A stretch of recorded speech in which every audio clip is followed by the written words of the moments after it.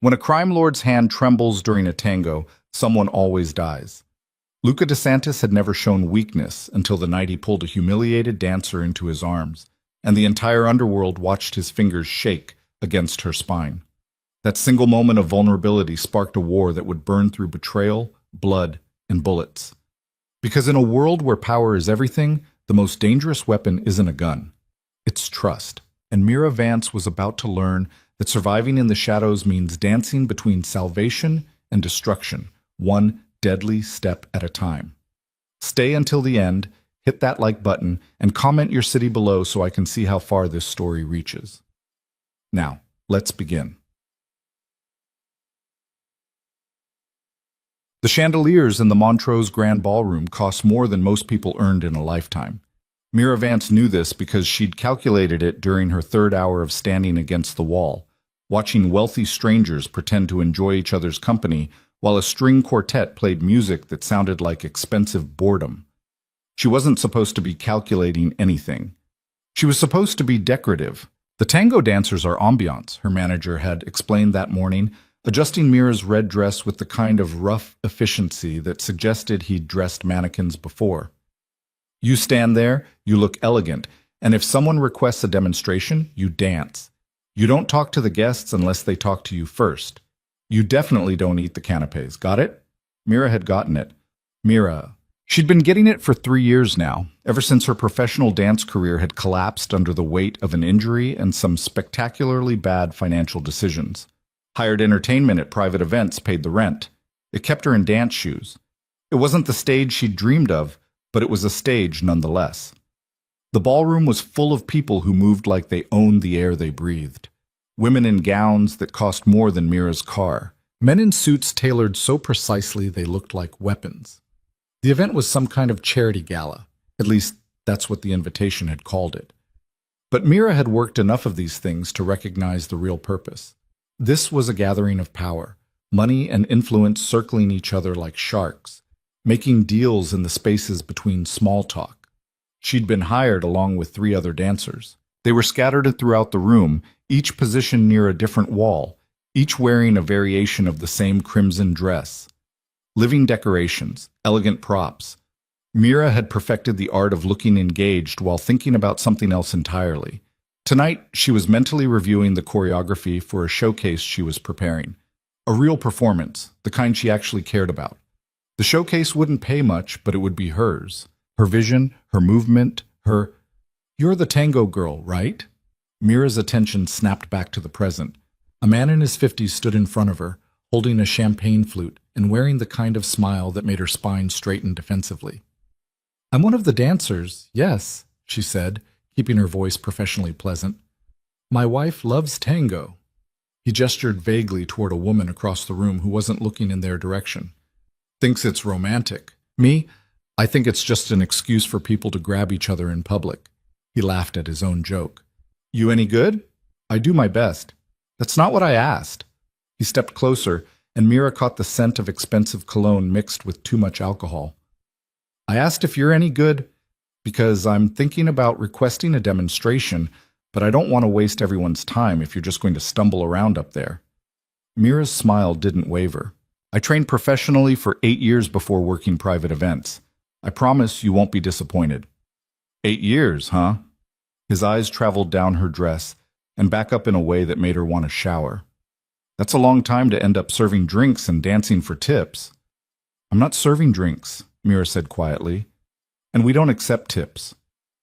"Everyone accepts tips, sweetheart. It's just a matter of price." The words hung in the air between them, ugly and deliberate. Mira felt her face heat, but she kept her expression neutral. She dealt with worse. There was an art to shutting down men like this without causing a scene, a delicate balance of politeness and distance that usually worked. Usually. "I think there's been a misunderstanding," she started, but he cut her off. "No misunderstanding. I'm saying you look like you could use some extra cash, and I'm saying I'd be willing to provide it. In exchange for nothing." The voice came from behind Mira, low and controlled, with the kind of quiet authority that made the drunk man's face go pale. Mira turned. The man standing there was tall, probably 6'2", with dark hair and darker eyes. His suit was black, perfectly tailored, and somehow looked more dangerous than elegant. He wasn't particularly bulky, but he carried himself with the kind of contained stillness that suggested violence was always an option, just never the first one. Mr. DeSantis, the drunk man stammered. I was just leaving, the man said. You were just leaving. It wasn't a question. It wasn't even really a suggestion. It was a fact, delivered with such calm certainty that the drunk man actually took a step backward. Of course. Yes. I apologize if... Don't apologize to me. The dark-eyed man's gaze didn't move from the drunk man's face. Apologize to her. The drunk man turned to Mira, his face now completely drained of color. I'm sorry. I was out of line. It won't happen again. It won't, the dark-eyed man agreed. Because you're going to go collect your wife, make a generous donation to whatever charity this circus is pretending to support, and then leave. Quietly. The drunk man nodded rapidly and disappeared into the crowd so quickly he nearly knocked over a waiter. Mira found herself alone with her unexpected defender, very aware of the attention they were drawing from nearby guests. People were trying not to stare while absolutely staring. Thank you, she said carefully, though I had the situation under control. I'm sure you did. His voice was still low, still controlled, but there was something almost amused in it now. You were handling it with impressive restraint. I simply didn't feel like watching you have to. And you are? Luca DeSantis. He said it like it should mean something. It did. Mira had heard the name before, though never in any context that made her feel comfortable. DeSantis, one of the city's most powerful families, the kind of power that didn't come from legitimate business, though they certainly owned plenty of that too. The kind of power that made drunk men go pale and sober very quickly. Mira Vance, she offered, because it seemed rude not to introduce herself after he'd just defended her honor, or whatever that had been. I know. That caught her off guard. You know? I asked who the dancers were when I arrived. His eyes held hers, and Mira realized they were an unusual shade of brown, almost black in the chandelier light. Your manager said you were the best, that you'd trained professionally, that you could make tango look the way it's supposed to look.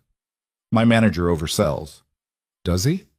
Before Mira could answer, a woman's voice cut through the space between them like a knife through silk. Luca, darling, I didn't realize you were slumming with the help tonight. The woman who appeared at Luca's elbow was stunning in the way that very rich, very dangerous women often are. Mid-40s, perfectly maintained, wearing a black dress that probably cost more than Mira's annual rent. Her smile was sharp enough to draw blood. Isabella, Luca said, his tone cooling by several degrees. I didn't realize you were invited. I invited myself. You know how I hate missing a good party. Miss Isabella's eyes moved to Mira, assessing and dismissing in one smooth motion. And who is this? One of tonight's decorations? A guest, Luca said. Really? Isabella's smile widened. How interesting. I wasn't aware we were inviting the entertainment to mingle with actual attendees, though I suppose standards have dropped since the Castellanos started running these events. Mira felt the insult land, but kept her expression neutral.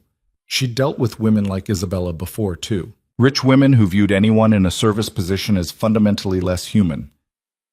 If you'll excuse me, Mira said quietly, I should get back to... Dancing, Luca interrupted. You should get back to dancing. He offered his hand. The ballroom seemed to pause. Mira could feel the weight of 100 eyes turning toward them. I don't think that's... She started. Dance with me before I lose my temper. It wasn't a request. It wasn't even really a command. It was something else entirely. A warning, maybe, or a challenge. His hand remained extended, steady, and certain. Every instinct Mira had told her to refuse, to politely decline, to step back, to remember her place in this world of people who owned things and people who were owned. But there was something in Luca DeSantis' eyes that stopped her.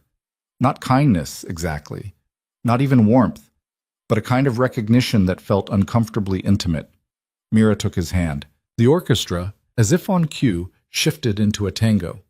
Luca led her to the center of the ballroom floor, and the crowd parted like water. Mira was intensely aware of every eye on them, every whispered conversation pausing, every judgment being formed. "You don't have to do this," she said quietly as they took their positions. "Yes," Luca said. "I do." His hand settled against her back and the music began in earnest. Mira had danced tango with dozens of partners over the years. She knew the steps, the rhythms, the subtle communication of pressure and release that made the dance work. But dancing with Luca DeSantis was different. He led with absolute authority, but there was nothing aggressive about it. Every step was precise, controlled, perfectly timed. He guided her through the movements with such certainty that Mira found herself responding instinctively, her body remembering the choreography it had learned years ago. They moved across the marble floor in silence, the only sound the sharp click of Mira's heels and the orchestra's rising crescendo. Luca's hand against her back was firm, steady, completely in command. And then Mira felt it, a tremor. So slight she almost missed it, his fingers against her spine trembling for just a fraction of a second before steadying again. She looked up at his face. His expression was perfectly composed, almost mask-like in its calm. But his eyes, there was something in his eyes that looked like pain. Old pain, carefully contained but never quite hidden. The music swelled toward its conclusion, and Luca spun her out and back in one smooth motion.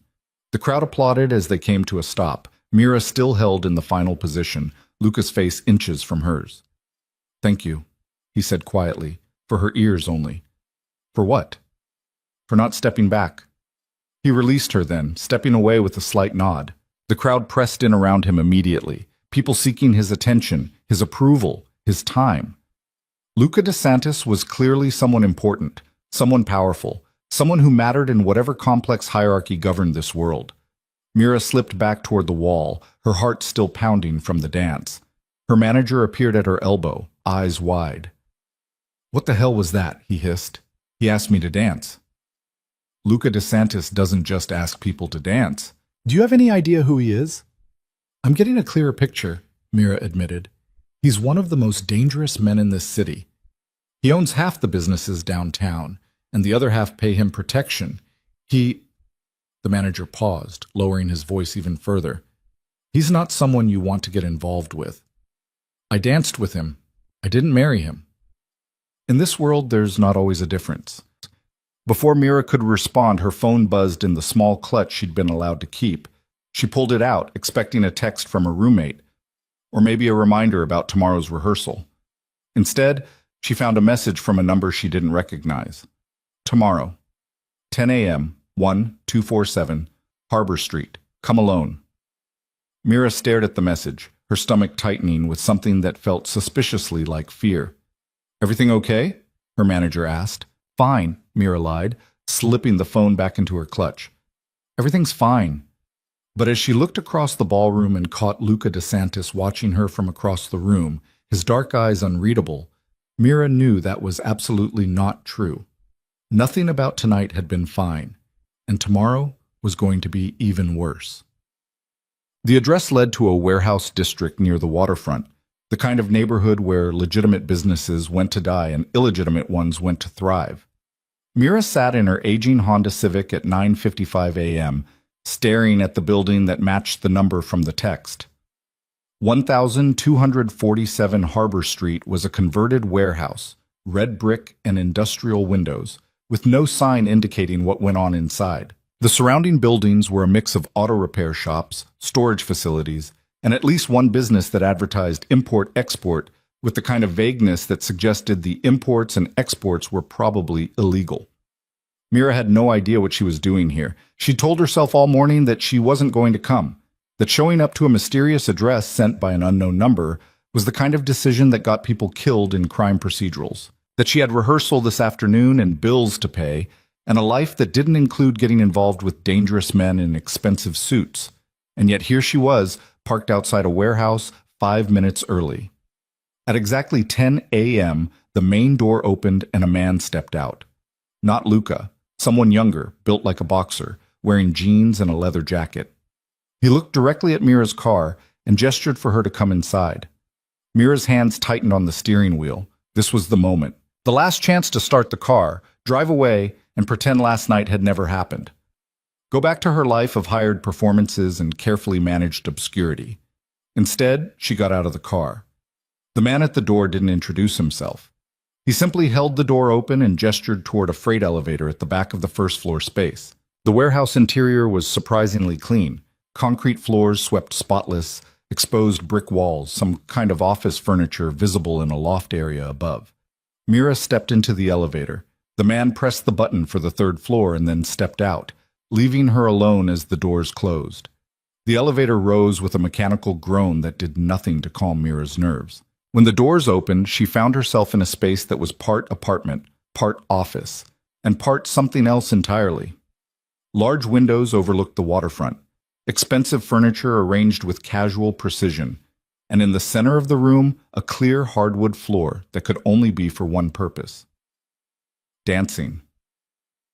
Luca DeSantis stood near one of the windows, his back to the elevator, looking out at the gray water of the harbor. He was dressed more casually than last night, dark slacks, a white shirt with the sleeves rolled to his elbows. But he still carried that same contained stillness, that sense of controlled power held just barely in check. "You came," he said without turning around. "You sent a cryptic message to my personal phone. How did you get my number?" "I asked for it." "From who?" "Does it matter?" Now he turned to face her, and Mira was struck again by the intensity of his gaze. "You're here. That's what matters." "Why am I here?" Luca crossed the space between them in a few easy strides. "Because last night you felt it too." "Felt what?" "The tremor." His voice was quiet, almost clinical. "In my hand, against your back. You noticed." Mira considered lying but dismissed it immediately. Something told her Luca DeSantis had very little patience for dishonesty. "I noticed. No one else has. In 3 years, dozens of handshakes, hundreds of interactions. No one else has felt it, or at least no one has acknowledged it." He paused. "You looked me in the eyes, and you saw something." "I saw pain," Mira said honestly. "Yes." Luca's expression didn't change, but something in his posture shifted slightly. "I need you to understand something, Miss Vance. In my world, showing weakness is the same as signing your own death warrant. That tremor, that moment of vulnerability, it's a problem, one I need to solve." "I don't understand what this has to do with me." "You're a dancer, a professional. You understand movement, control, the relationship between mind and body."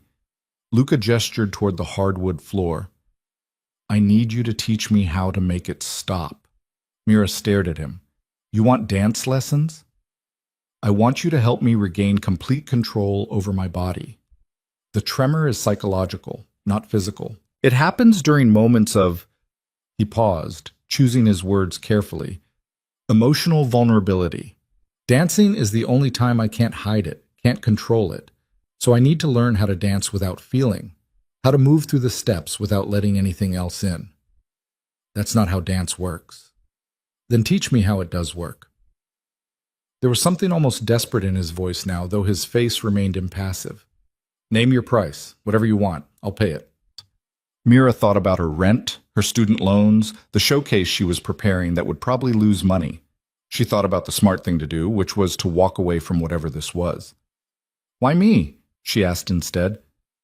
"Because you didn't step back," Luca said simply. "Last night when I offered my hand, you took it, even though you knew, or at least suspected, who I was. What I am. You didn't hesitate. You didn't judge. You just danced." He paused. "And because you're good enough to teach me what I need to learn. I have other commitments, rehearsals, performances. I'll work around them. We can meet here, in the evenings, however often you think is necessary." Luca's eyes held hers. "Please." That single word, delivered with such quiet intensity, broke through Mira's remaining resistance. "Twice a week," she heard herself say. 2 hours each session, and I get to choose the music, the choreography, everything. If I'm teaching you, we do it my way." "Agreed. And I want to know why." Mira stepped closer to him, close enough to see the faint scar along his jawline that she hadn't noticed last night. "Why you're doing this?" "The real reason." Luca was silent for a long moment. Then, slowly, he unbuttoned the top 3 buttons of his shirt and pulled the fabric aside. The scar across his chest was vicious, a long, ragged line that started near his collarbone and disappeared beneath the shirt. Not a surgical scar, a wound. 5 years ago, Luca said quietly, I trusted the wrong person. Someone I thought I knew. Someone he paused, cared about. We were dancing at a charity gala, much like last night. She led me into a specific position, a particular step, and her partner, who I thought was just another guest, put a knife between my ribs. Mira's breath caught. I survived. Obviously. But the tremor started after that, a reminder that trust is dangerous, that vulnerability is fatal, that caring about someone can literally get you killed. Luca rebuttoned his shirt. So yes, I want to learn how to dance without feeling, because in my world, feelings are weaknesses, and weaknesses get you buried. Luca, we start tomorrow, he interrupted. 7 p.m. Don't be late. It wasn't until Mira was back in her car, pulling out of the warehouse district, that she realized she'd agreed to teach tango to one of the most dangerous men in the city, and that the scar on his chest looked exactly like the kind of wound that should have killed him. The scandal hit the internet before Mira even made it home. Crime Lord's mystery woman read one headline. Who is Luca DeSantis's new obsession? Asked another.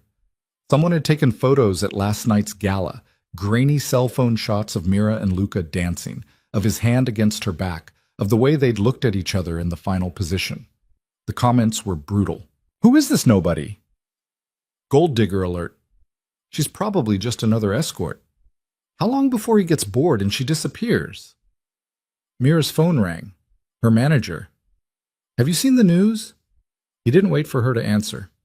This is bad, Mira. Really bad. I've already had 3 clients cancel bookings because they don't want the drama. They don't want to be associated with... With what? I danced with someone at a gala. That's literally what I was hired to do. You danced with Luca DeSantis. There's a difference. And now every gossip site and tabloid in the city is running with it. They're digging into your background, your finances, your ex-boyfriends. My ex-boyfriends? Mira's stomach dropped. What do my ex-boyfriends have to do with anything? There was a pause on the other end of the line. You might want to sit down for this. Mira sat.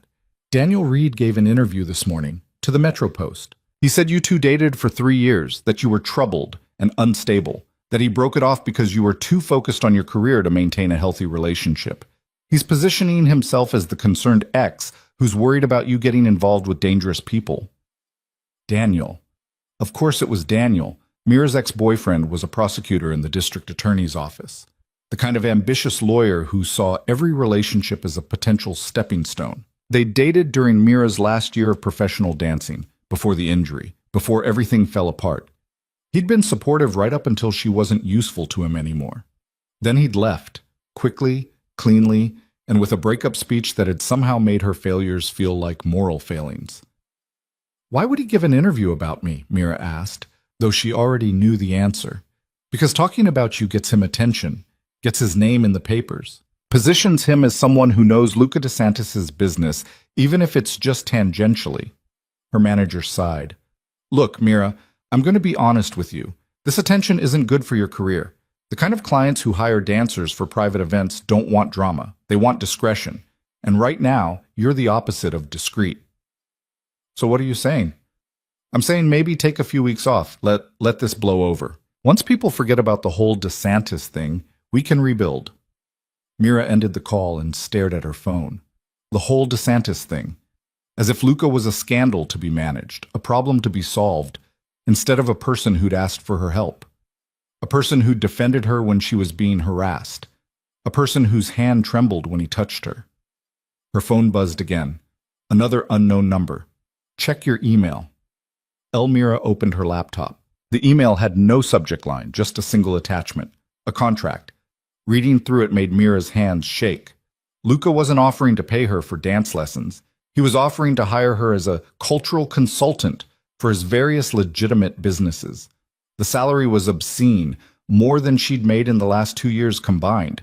The terms were generous, the expectations vague enough to give her flexibility with her other commitments. And attached to the contract was a second document, a non-disclosure agreement with teeth.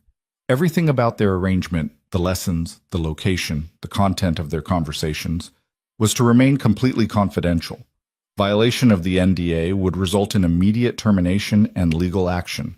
It was protection. for both of them.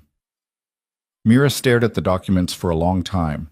This was the moment to really back out, to send a polite email declining the offer, to block the number, to pretend the last 24 hours had been some kind of fever dream. Instead, she signed both documents and sent them back. Her phone rang immediately. Luca's voice was calm, measured. "You signed." "I signed." "The money will be in your account by tomorrow morning. And Mira?" "Yes?" "Ignore the news, ignore the comments, ignore everyone except me." There was steel in his voice now. "What we're doing is between us. No one else gets to have an opinion about it. Luca, my ex-boyfriend is giving interviews. Daniel Reed, prosecutor in the DA's office, graduated from Columbia Law, currently working on a corruption case against the Castellano family." Luca's tone was almost bored, like he was reading from a file. "He's ambitious, moderately intelligent, and completely expendable. Don't worry about him." "How do you know all that?" "I know everything about everyone who matters. And as of last night, you matter." He paused. "Tomorrow, 7 p.m. We'll start with the basics. And Mira?" "Yes?" "Wear something you can actually move in. Last night's dress was beautiful, but completely impractical." He hung up before she could respond. Mira sat in her tiny apartment, surrounded by the pieces of a life that suddenly felt very small and very fragile, and wondered what exactly she'd just agreed to. The second scandal broke 3 days later. Mira was at a coffee shop near her apartment, reviewing choreography notes for her showcase, when her phone started buzzing with notifications. Instagram, Twitter, Facebook, all of them lighting up simultaneously. Someone had leaked her old performance contracts, not the recent ones, from her work as hired entertainment at private events. The older ones, from before her injury, when she danced professionally. But they hadn't just leaked the contracts, they'd annotated them, highlighted specific clauses, made particular sections look damning. Performer agrees to maintain strict diet and exercise regimen as directed by company management. Performer acknowledges that physical appearance is essential to employment and agrees to modifications as requested.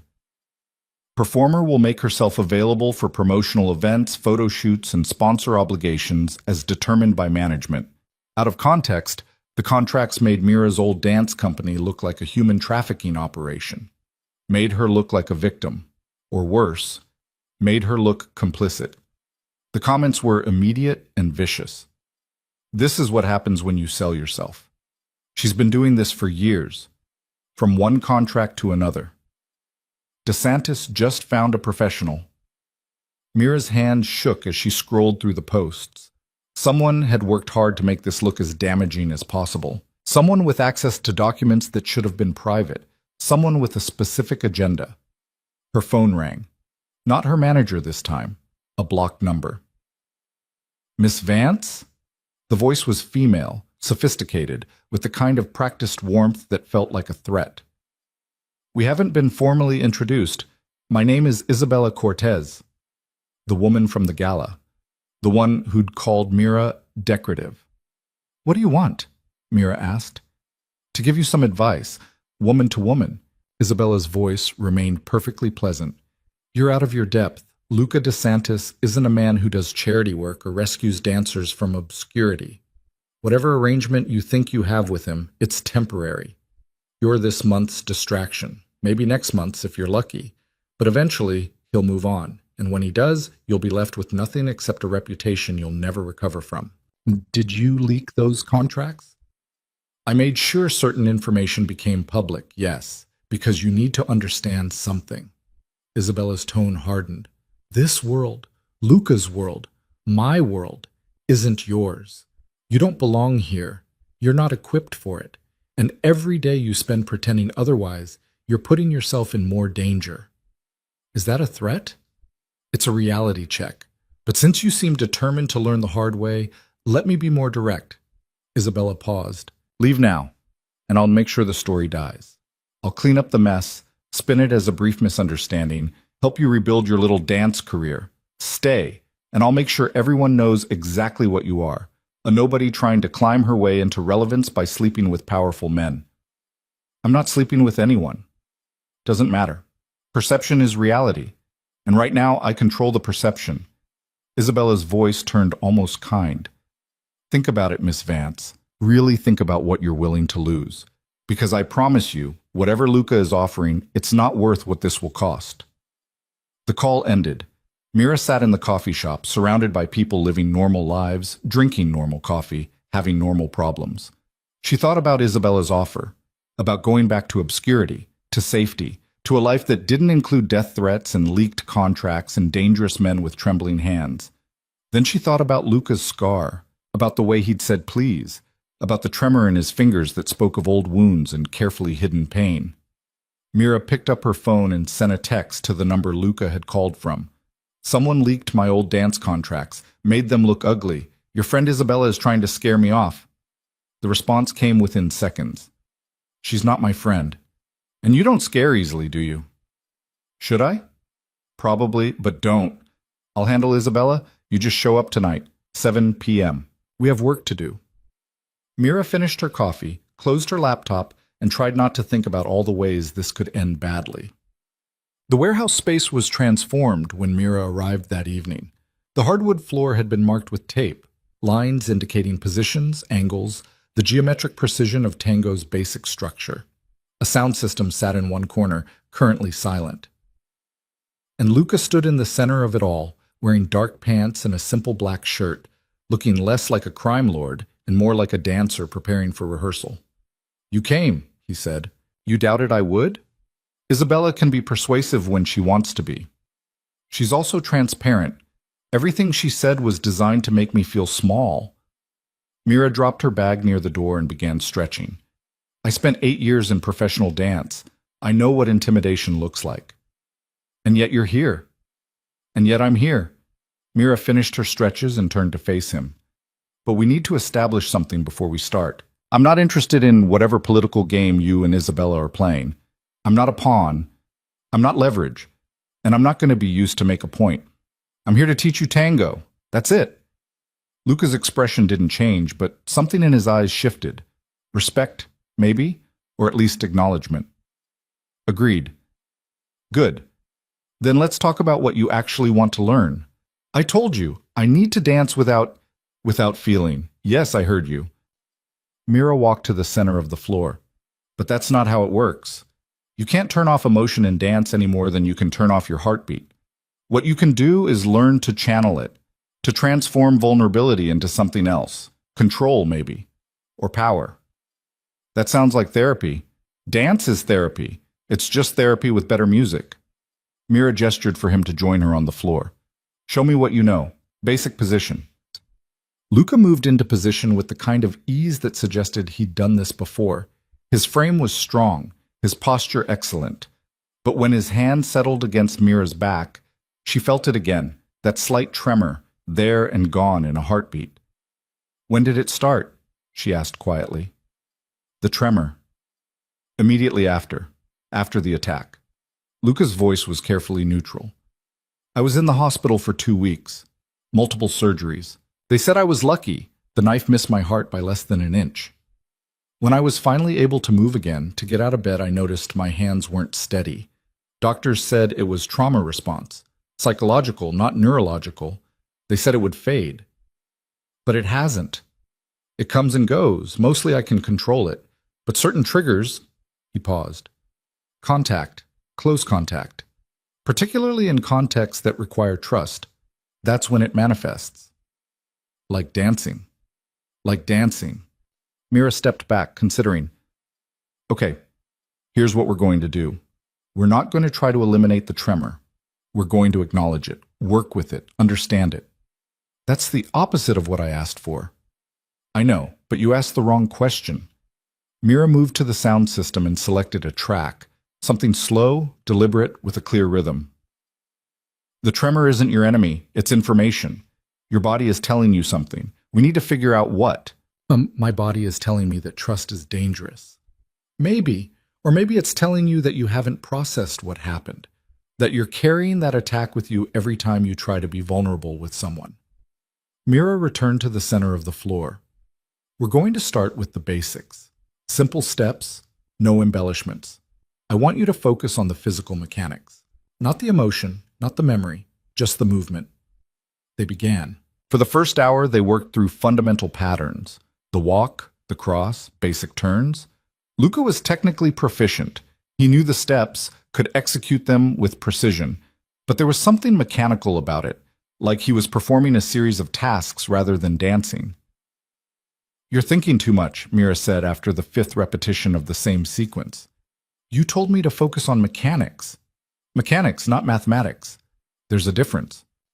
She stopped moving and looked at him. "When you led me at the gala, it was different. You weren't counting steps. You were reacting, responding, feeling the music. What's changed?"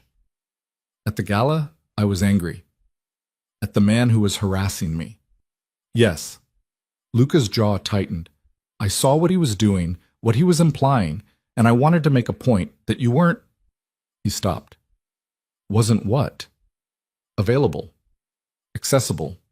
Whatever he thought you were." Luca met her eyes. "You deserved better than to be talked to like that." Mira felt something shift in her chest. "So you asked me to dance?" "I commanded you to dance." "There's a difference." "Is there?" "In my world, yes." Luca's voice was quiet now. Asking implies the possibility of refusal. Command implies there's only one acceptable answer. "And yet, I could have said no." "But you didn't." They stood there inches apart, the music still playing in the background. Mira could feel the heat of Luca's body, could see the slight movement of his chest as he breathed. "Let's try something different," she said, stepping back. "I'm going to lead this time." Luca's eyebrows rose. "That's not traditional." "Neither is what we're doing." Mira moved back into position, but this time with her hand on his shoulder, taking the lead role. "Trust me." She felt him tense, then consciously relax. When she began to move, Luca followed, awkwardly at first, then with increasing fluidity. Without the burden of leading, without the pressure of control, his body responded more naturally to the music. "Better," Mira murmured. "Now, close your eyes." "What?" "Close your eyes. Trust the music. Trust the movement. Trust—" She paused. "Trust me." Luca's eyes closed. They moved through the sequence again, and this time Mira felt the difference. His breathing deepened. His muscles relaxed incrementally. The mechanical precision gave way to something more organic, more real. And when she checked his hand against her shoulder, the tremor had lessened. Not disappeared, but lessened. "Open your eyes," Mira said softly. When Luca looked at her, there was something vulnerable in his expression, something raw. "It was better that time," he said. "It was. Because you weren't trying to control it. You were just moving. Moving requires trust." "Yes, it does." Mira stepped back, breaking the position. "That's enough for tonight. We'll continue next session." "Mira, don't." She held up a hand. "Don't analyze it. Don't question it. Just let it be what it was. A good session. Progress." Luca nodded slowly. "Same time next week?" "Same time next week." Mira gathered her things and headed for the elevator. It wasn't until she was back in her car, hands gripping the steering wheel, that she allowed herself to acknowledge the truth. Teaching Luca DeSantis to dance wasn't going to be simple. Because she wasn't just teaching him movement, she was teaching him to trust again. And that was infinitely more dangerous than any tango step could ever be. The money appeared in Mira's account exactly when Luca said it would. She stared at the balance on her phone screen for a full minute, convinced there had been some kind of banking error. No one paid this much for dance lessons. No one paid this much for anything legitimate. But the contract had been clear, and the deposit was real. Mira transferred enough to cover 3 months of rent, paid off her maxed-out credit card, and tried not to think about what she was actually being paid for. Their second session was scheduled for Thursday evening. Mira spent the day teaching a beginner's salsa class at a community center downtown, watching middle-aged couples stumble through basic steps while pretending her life hadn't become something out of a crime thriller. During the lunch break, one of her students showed her a tabloid article on their phone. "Isn't this you?" the woman asked, eyes bright with gossip hunger. The photo was from the gala again, but someone had enhanced it, zoomed in on Mira's face during the final position of the dance. She looked transported, caught in a moment of genuine emotion. The headline read, "From Nobody to Notorious, the Dancer Who Caught a Killer's Eye." "That's a really unflattering angle," Mira said, handing the phone back. So it is you. Oh my God, what's he like? Is he really as dangerous as they say? Mira thought about Luca's scar, about the tremor in his hands, about the way he'd said please like the word hurt him. He's a client, she said. That's all. But the woman's knowing smile suggested she didn't believe that for a second. By the time Mira arrived at the warehouse that evening, she was exhausted from maintaining the lie. The lie that this was normal. The lie that she knew what she was doing. The lie that she wasn't in over her head. Luca was already there, working through stretches with the kind of focused intensity that suggested he'd been at it for a while. He looked up when the elevator doors opened. "You're early," Mira said. "I'm always early. It's good practice." "For what?" "Not getting killed." He said it so matter-of-factly that Mira almost laughed. Almost. She set down her bag and began her own warm-up routine. They moved through their individual preparations in silence, the only sound the faint hum of traffic from the street below. It felt oddly domestic, this shared ritual, and that feeling made Mira deeply uncomfortable. "Before we start," Luca said, breaking the silence, "I need to know something." "What?" "Daniel Reed came to see me yesterday." Mira's hands stilled mid-stretch. "What?" "Your ex-boyfriend, the ambitious prosecutor. He showed up at my office downtown, requested a meeting, said he was concerned about your welfare." Luca's tone was carefully neutral. "He suggested that you were being coerced, that I was taking advantage of your financial difficulties to manipulate you into some kind of compromising arrangement." "That son of a—" Mira cut herself off, breathing hard. "What did you tell him?" "I told him that your professional relationship with me was none of his business. That if he had concerns about your welfare, he should address them with you directly rather than attempting to intimidate your employer." Luca paused. "Then I had security escort him out before I did something I'd regret." "He's trying to save his career," Mira said bitterly. "Getting involved with your business, even tangentially, makes him look connected, important. Like he's not just another junior prosecutor hoping for a promotion. Is that why you dated him?" The question caught Mira off guard. "What? Did you date him because he was ambitious? Because being with a prosecutor made you feel safe? Legitimate?" "I dated him because I was lonely, and he was there and he seemed like he cared." Mira's voice hardened. "And then I realized he only cared about what I could do for him. When my career fell apart, he left. Simple as that." "Nothing about relationships is simple," says the man who got stabbed by his dance partner. The words were out before Mira could stop them. She watched Luca's expression close down, watched him retreat behind that mask of perfect composure. "I'm sorry," she said quickly. "That was true." Luca moved to the center of the floor. "It was true. And you're right. I'm the last person who should be giving relationship advice. But I meant what I said about Reed. If he bothers you again, tell me. I can handle Daniel." "I'm sure you can. But you shouldn't have to." Luca extended his hand, falling into the familiar opening position. "Shall we?" They worked through the basic sequences again, but this time Mira introduced variations.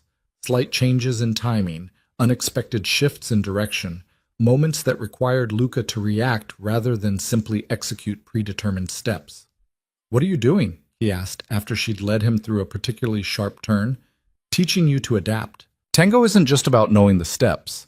It's about responding to your partner, reading their body, their breathing, their intention." Mira adjusted his frame slightly. "You're too rigid. You're treating this like a military exercise." "I was taught that control equals survival." "Control, yes. Rigidity, no. There's a difference." She demonstrated by initiating a simple walk, then suddenly changing the rhythm. Luca stumbled slightly before recovering. "See? You knew what to do, but you hesitated because it wasn't what you expected.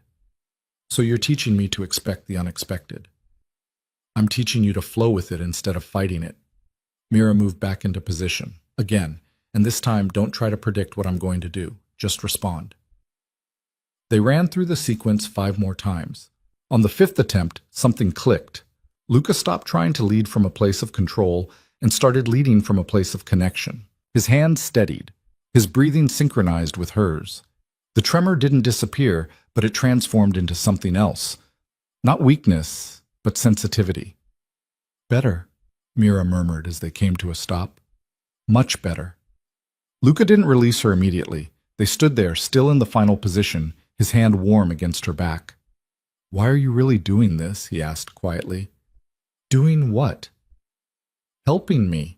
You could have walked away, taken Isabella's offer, rebuilt your career, stayed out of whatever mess my life represents. But you're here." Mira considered lying, considered saying something about the money, about professional obligation, about anything except the truth. But Luca's eyes demanded honesty. "Because you asked," she said simply. "Because someone with your kind of power doesn't ask for help. They demand it, they buy it, they take it. But you asked, and that meant something. It meant I was desperate. It meant you were human." Something in Luca's expression shifted. For just a moment, the mask slipped, and Mira saw the man beneath it, scared, scarred, trying so hard to hold everything together that he'd forgotten how to let anything in. Then his phone buzzed, shattering the moment. Luca stepped back, pulling the phone from his pocket. His face went carefully blank as he read whatever message had appeared. "I need to take this," he said. "We'll continue next session."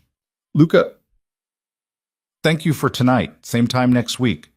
He was already moving toward a door at the far end of the space, phone pressed to his ear, his voice dropping into the kind of tone that suggested the conversation wasn't one Mira should overhear.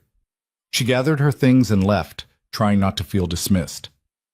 The elevator ride down felt longer than it should have. When Mira stepped out into the warehouse's ground floor, she found the man who'd let her in on her first visit waiting by the exit, the one built like a boxer. "Miss Vance," his voice was surprisingly soft. "Mr. DeSantis asked me to make sure you got to your car safely." "That's not necessary." With respect, it wasn't a request. He walked her to her Honda, which looked even more pathetic than usual, parked next to the luxury vehicles that filled the lot. As Mira unlocked her door, the man spoke again. "He's different with you." Mira turned. "What?" "Mr. DeSantis. He's different when you're around. Calmer, more—" The man searched for the right word. "Present."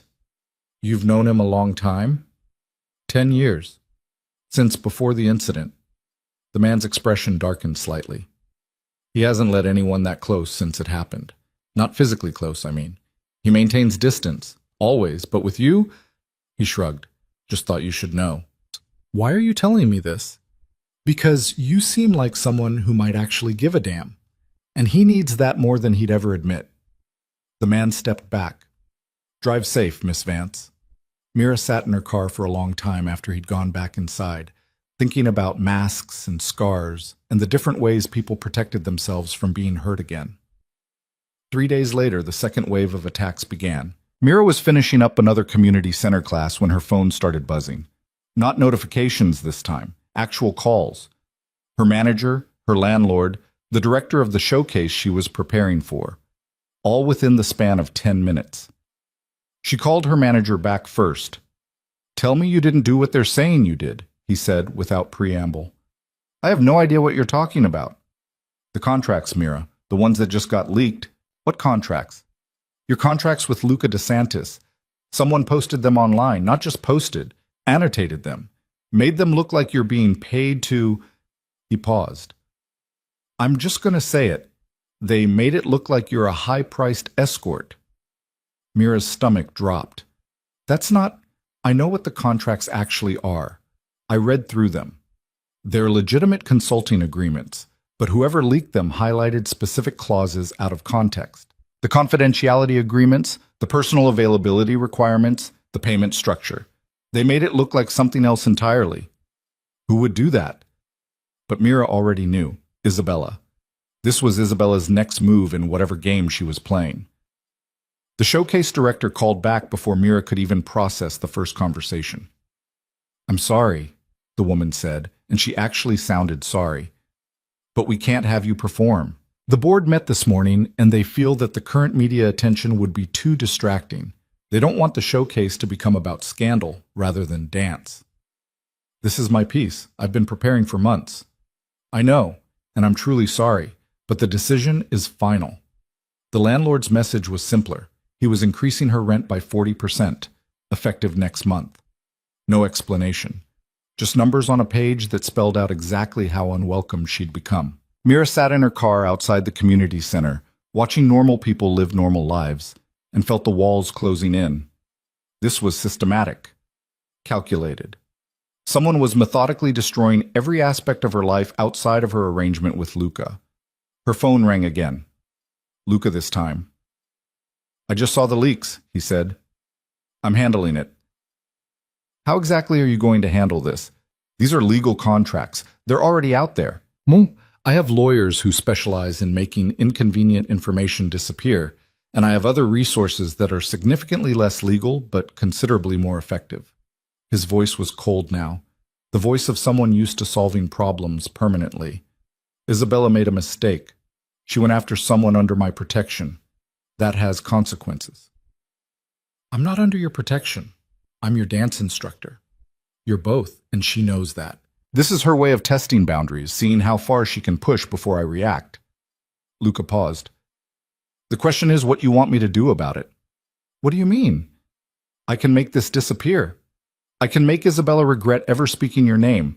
I can ensure that every door she's closed for you opens again, wider than before. But doing that means escalating. It means making you visible in ways you might not be comfortable with. It means everyone knowing you're not just associated with me, you're important to me.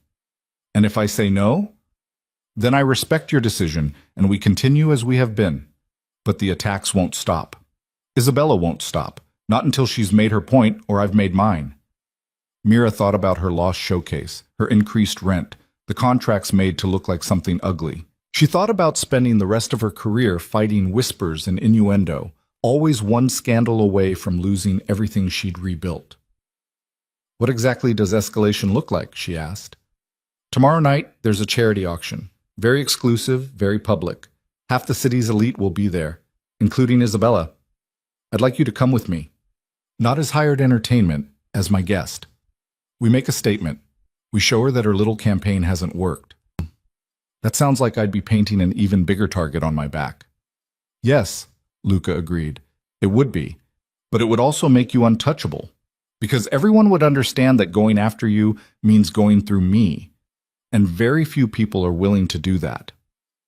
Mira closed her eyes, thinking about all the ways this could go wrong. About how much simpler her life had been 2 weeks ago, when her biggest problem was making rent and her career trajectory was predictably downward. "What time tomorrow?" she asked. 7. I'll send a car." She could hear the smile in his voice. "And Mira, wear something that makes a statement. I thought you said last night's dress was impractical." For dancing, for making Isabella regret her life choices, it was perfect. The call ended, and Mira sat in the gathering darkness, wondering if she'd just made the best decision of her life or the worst. The dress arrived at noon the next day, not delivered by a courier, hand-delivered by the same man who'd walked Mira to her car. He introduced himself this time. "Marco," he said, holding out a garment bag. "Mr. DeSantis thought you might need this." Inside the bag was a gown that probably cost more than Mira's car. Deep emerald silk that caught the light like water, cut in a style that was elegant and dangerous all at once. There were shoes, too, and jewelry that looked antique and expensive. A note was pinned to the dress in Luca's precise handwriting. "For making statements, L." Mira tried it on in her tiny bathroom, barely able to turn around without knocking into something. But when she finally saw her reflection in the full-length mirror mounted on her bedroom door, she understood. She didn't look like hired entertainment anymore. She looked like someone who belonged. The car that arrived at 6:30 was exactly what Mira expected. Black, expensive, with windows tinted dark enough to hide whoever sat inside. Marco held the door open, and Mira slid into the back seat. Luca was already there, wearing a tuxedo that made him look like he'd stepped out of a classic film, but it was his expression when he saw her that made Mira's breath catch. "You look—" He stopped, seemed to reconsider whatever he'd been about to say. "The dress fits. It's perfect. Thank you." "Don't thank me yet. Tonight is going to be difficult." Luca's eyes met hers. "Isabella will try to provoke you. She'll say things designed to make you react, to make you look unstable or opportunistic or whatever narrative she's constructed. You need to ignore all of it. I've dealt with mean girls before. Isabella isn't a mean girl. She's a predator. There's a difference. Luca leaned back against the leather seat. She runs the Cortez family operations now. Inherited them after her father died in what was very publicly ruled an accident. She's smart, ruthless, and she sees every interaction as a negotiation. Tonight, she'll be negotiating your value, trying to prove you're worth less than I think you are. And what do you think I'm worth? Luca was quiet for a moment. More than she could possibly understand. The auction was held at the Meridian Hotel in a ballroom that made the gala venue look modest by comparison. Crystal chandeliers the size of small cars, marble floors polished to a mirror shine, and everywhere Mira looked, people who radiated wealth and power in equal measure. The moment they stepped through the doors, conversations paused. Heads turned. Mira felt the weight of 100 assessments, 100 judgments being formed in real time. Luca's hand settled against the small of her back, steady, possessive, making a statement without saying a word. Mr. DeSantis! A man in his 60s approached, hand extended. Good to see you, and who is this? Mira Vance, Luca said, before Mira could introduce herself. My guest tonight. Charmed. The man's eyes took in the dress, the jewelry, the way Luca's hand remained against Mira's back. I don't believe we've met, Miss Vance. We haven't, Mira said, finding her voice. Mira is a professional dancer, Luca continued smoothly. She's consulting on several of my cultural investment projects. It was the truth, technically, but the way Luca said it made it sound more significant than dance lessons, made it sound like Mira was important. They moved through the crowd, Luca introducing Mira to a succession of powerful people whose names she immediately forgot. Business owners, politicians, others whose occupations were described vaguely or not at all. Everyone was polite. Everyone was assessing. And then Isabella appeared. She materialized out of the crowd like something conjured, wearing black, of course, and smiling with practiced warmth. Luca, Miss Vance, what a surprise to see you both here. Isabella's eyes traveled over Mira's dress. That's quite a statement piece. Vintage Valentino, if I'm not mistaken. You have excellent taste, Luca. I do, Luca agreed. Though I have to wonder, Isabella turned her full attention to Mira now, how it feels to be dressed up like a doll. To have someone else choose your clothes, your jewelry, your entire presentation. Does it ever feel like you're playing dress-up in someone else's life? Not at all, Mira said calmly. The dress is lovely, but I'd look good in anything. That's one advantage of having worked as a professional performer. You learn how to carry yourself. Isabella's smile tightened fractionally. Of course. Your performance career. I've been reading about it. Quite a fall from principal dancer to, what was the term used? Hired ambiance. Isabella. Luca's voice was soft, but there was steel underneath. We're at a charity event. Perhaps we could focus on that, rather than on rewriting Mira's professional history. I'm simply making conversation, though I suppose some histories are more comfortable to discuss than others. Isabella's eyes flicked to Luca's chest, to where his scar lay hidden beneath the tuxedo. Speaking of which, how is your health, Luca? Any lingering effects from that unfortunate incident 5 years ago? The question was designed to wound, to remind Luca of his vulnerability. Mira felt him tense beside her. I'm perfectly well, Luca said. Thank you for your concern. Good, because I'd hate to think you were making decisions based on trauma rather than strategy. Getting close to people again after being hurt so badly, that takes courage. Or foolishness. Sometimes it's hard to tell the difference. Mira had had enough. You know what I think? She said, her voice pleasant but carrying an edge. I think you're scared. Isabella's eyebrows rose. Excuse me? You're scared that Luca is moving forward while you're still fighting old wars. You're scared that maybe trust isn't weakness after all. And you're especially scared that someone like me, someone you see as beneath you, might actually matter to someone like him. Because if that's true, it means your whole worldview is wrong. The silence that followed was profound. Isabella's mask slipped for just a moment, revealing something ugly underneath. Careful, Isabella said softly. You're very new to this world, Miss Vance. Very inexperienced. Accidents happen to people who overestimate their importance. Is that a threat? It's observation. People who get involved in situations they don't understand tend to get hurt. I'd hate to see that happen to you. Luca stepped forward slightly, positioning himself between Mira and Isabella. This conversation is over, he said quietly. And Isabella, if anything happens to Mira, anything at all, I will hold you personally responsible. Am I clear? Perfectly. Isabella's smile returned, but it was colder now. Enjoy the auction, you two. I'm sure it will be illuminating. She disappeared back into the crowd, leaving Mira shaking slightly from adrenaline. I'm sorry, Luca said. I shouldn't have brought you here. Don't apologize. I wanted to come. Mira took a breath, steadying herself. And I meant what I said. She's scared. She's also dangerous. So are you, and you're on my side. Luca looked at her for a long moment, something unreadable in his expression. Yes, I am.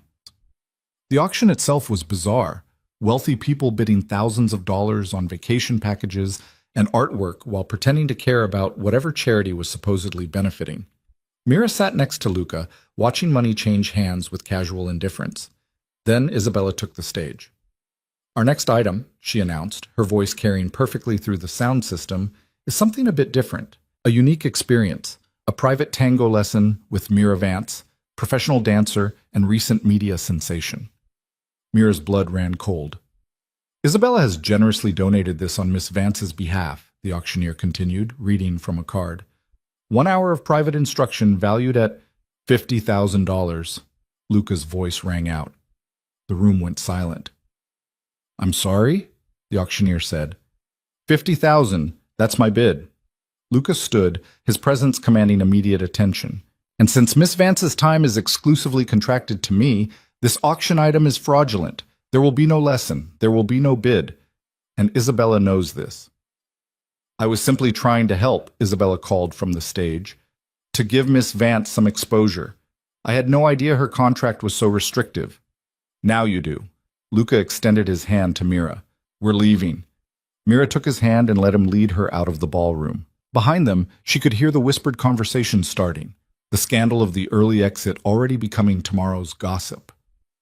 They didn't speak until they were in the car, Marco pulling away from the hotel. I'm sorry, Luca said again. Stop apologizing. This isn't your fault. Isn't it? If I hadn't asked you to dance that night, if I hadn't hired you, if I hadn't brought you into my world, I'd still be invisible, Mira interrupted. I'd still be struggling to pay rent. I'd still be teaching basic salsa to bored housewives and wondering if my career was ever going to be more than hired entertainment at rich people's parties. She turned to face him. Yes, this is complicated. Yes, Isabella is trying to destroy me. But for the first time in years, I feel like I'm actually living instead of just surviving. Luca's hand found hers in the darkness of the car. She's going to escalate. Tonight was a warning. Next time will be worse. Then we'll handle it. Together. His fingers tightened around hers. I can't promise I can keep you safe. I'm not asking you to. I'm asking you to trust me to hold my own. Mira looked at their joined hands. That's what partners do, right? They trust each other. Partners, Luca repeated softly, like he was testing the word, unless you prefer something else. No. His thumb traced a small circle against her palm. Partner works. The car pulled up to Mira's apartment building, modest, unremarkable, so far removed from the world they'd just left. But Luca didn't release her hand. Our next session, he said. I think it's time we moved beyond basics. What did you have in mind? Teaching me how to fight while dancing, how to make vulnerability into a weapon, like you said. His eyes met hers. Because you're right. Isabella is scared, and scared people are the most dangerous kind. We need to be ready. Oh, ready for what? Whatever comes next. Mira got out of the car and watched it pull away, Luca's silhouette visible through the tinted back window. She climbed the stairs to her apartment, still wearing the emerald dress, still feeling the ghost of his hand in hers. Inside, she found an envelope that had been slipped under her door. No return address, just her name in neat block letters. Inside was a single photograph. It showed Mira leaving the warehouse after her first session with Luca. The angle was from above, probably taken from one of the surrounding buildings. Someone had been watching. Someone had been waiting. On the back, a message in the same neat handwriting.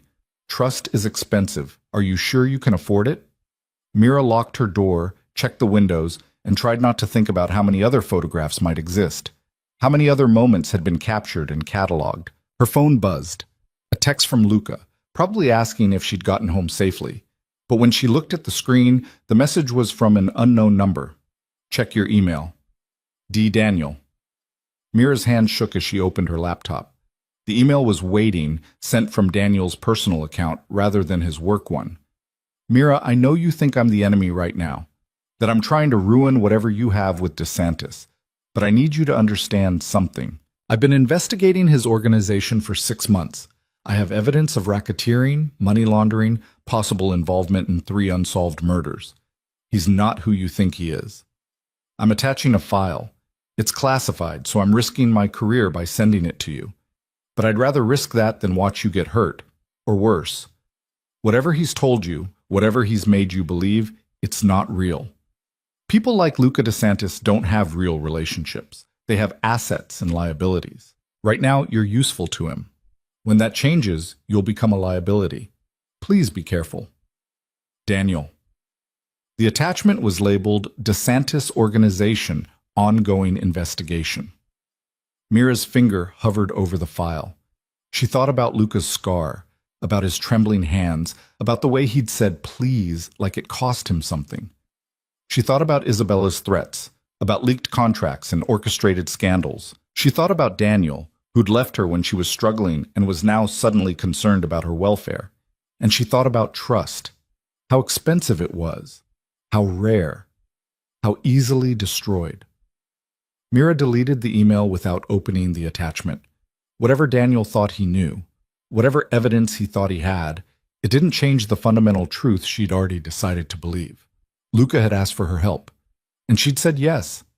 Everything else was just noise. Mira didn't tell Luca about the photograph or Daniel's email. She told herself it was because neither mattered, that they were just more noise in an already chaotic situation. But the truth was simpler and more complicated. She didn't want to see what would happen if Luca knew someone had been watching her. Didn't want to find out exactly how far his protection would extend or what methods he'd use to ensure it. Their next session came 3 days later, and Mira arrived to find the warehouse space transformed. The hardwood floor had been cleared completely, the furniture pushed to the edges. In the center of the room, Luca stood talking to a woman Mira had never seen before. Late 30s, athletic build, with the kind of posture that suggested military training. Mira, Luca said as the elevator doors opened. This is Sophia. She's going to help us today. Sophia turned and Mira caught the slight bulge under her jacket that indicated a shoulder holster. Her smile was professional, but not warm. Miss Vance, Sophia said, Luca's told me about your training philosophy. I think we can work well together. What exactly are we working on? Mira asked, setting down her bag. Practical application, Luca said. You told me tango could be survival. I want you to show me how. Sophia moved to the sound system and pulled up a tango track, something traditional, with a strong beat. As the music began, she walked to the center of the floor and took a defensive stance. The average attack lasts less than 10 seconds, Sophia said, her voice taking on a lecturer's cadence. Most victims freeze because they haven't trained their bodies to respond under stress. But dancers already have muscle memory. They already understand momentum, balance, leverage. We're just going to redirect that training. Mira looked at Luca. You want me to teach you how to fight using tango. I want you to teach me how to use what we're already learning, how to make it functional. Luca moved onto the floor.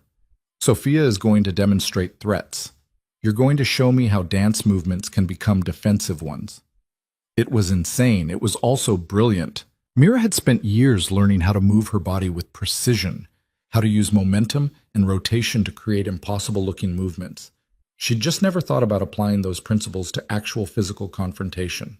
Sophia attacked first, a simple grab, reaching for Luca's arm. Luca reacted on instinct, trying to pull away, and Sophia held firm. Stop, Mira said. You're fighting against her force. Don't use it. She moved to Luca's side. When she grabs you, she's committed to that direction, so you rotate, like we do in a molinet, and her own momentum carries her past you. She demonstrated slowly, letting Sophia grab her arm and then spinning low and fast, using the woman's grip as an anchor point. Sophia stumbled forward, off balance. "Now you try," Mira said to Luca. They worked through it 10 times, then 20. Luca was a quick study, his body remembering the rotational movements from their dance sessions and applying them in this new context. Sophia increased the speed and aggression of her attacks, and Luca adapted. "Good," Sophia said after a particularly clean execution. "But you're still thinking too much. It needs to be instinct." "That takes time," Mira said. "We might not have time." Sophia's expression was grim. "There's been chatter. Isabella is planning something bigger than social attacks. Something physical." Luca's jaw tightened. "How credible is the intelligence?" "Credible enough that Marco has doubled your security detail. Credible enough that I'm here instead of in Miami handling the shipping situation." Sophia looked at Mira. "You need to understand something, Miss Vance. This isn't a game. Isabella doesn't make empty threats. If she's decided you're an obstacle, she will remove you. The only question is when and how."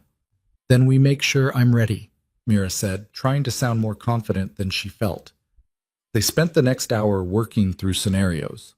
How to break a wrist hold using the sharp pivot of an ocho.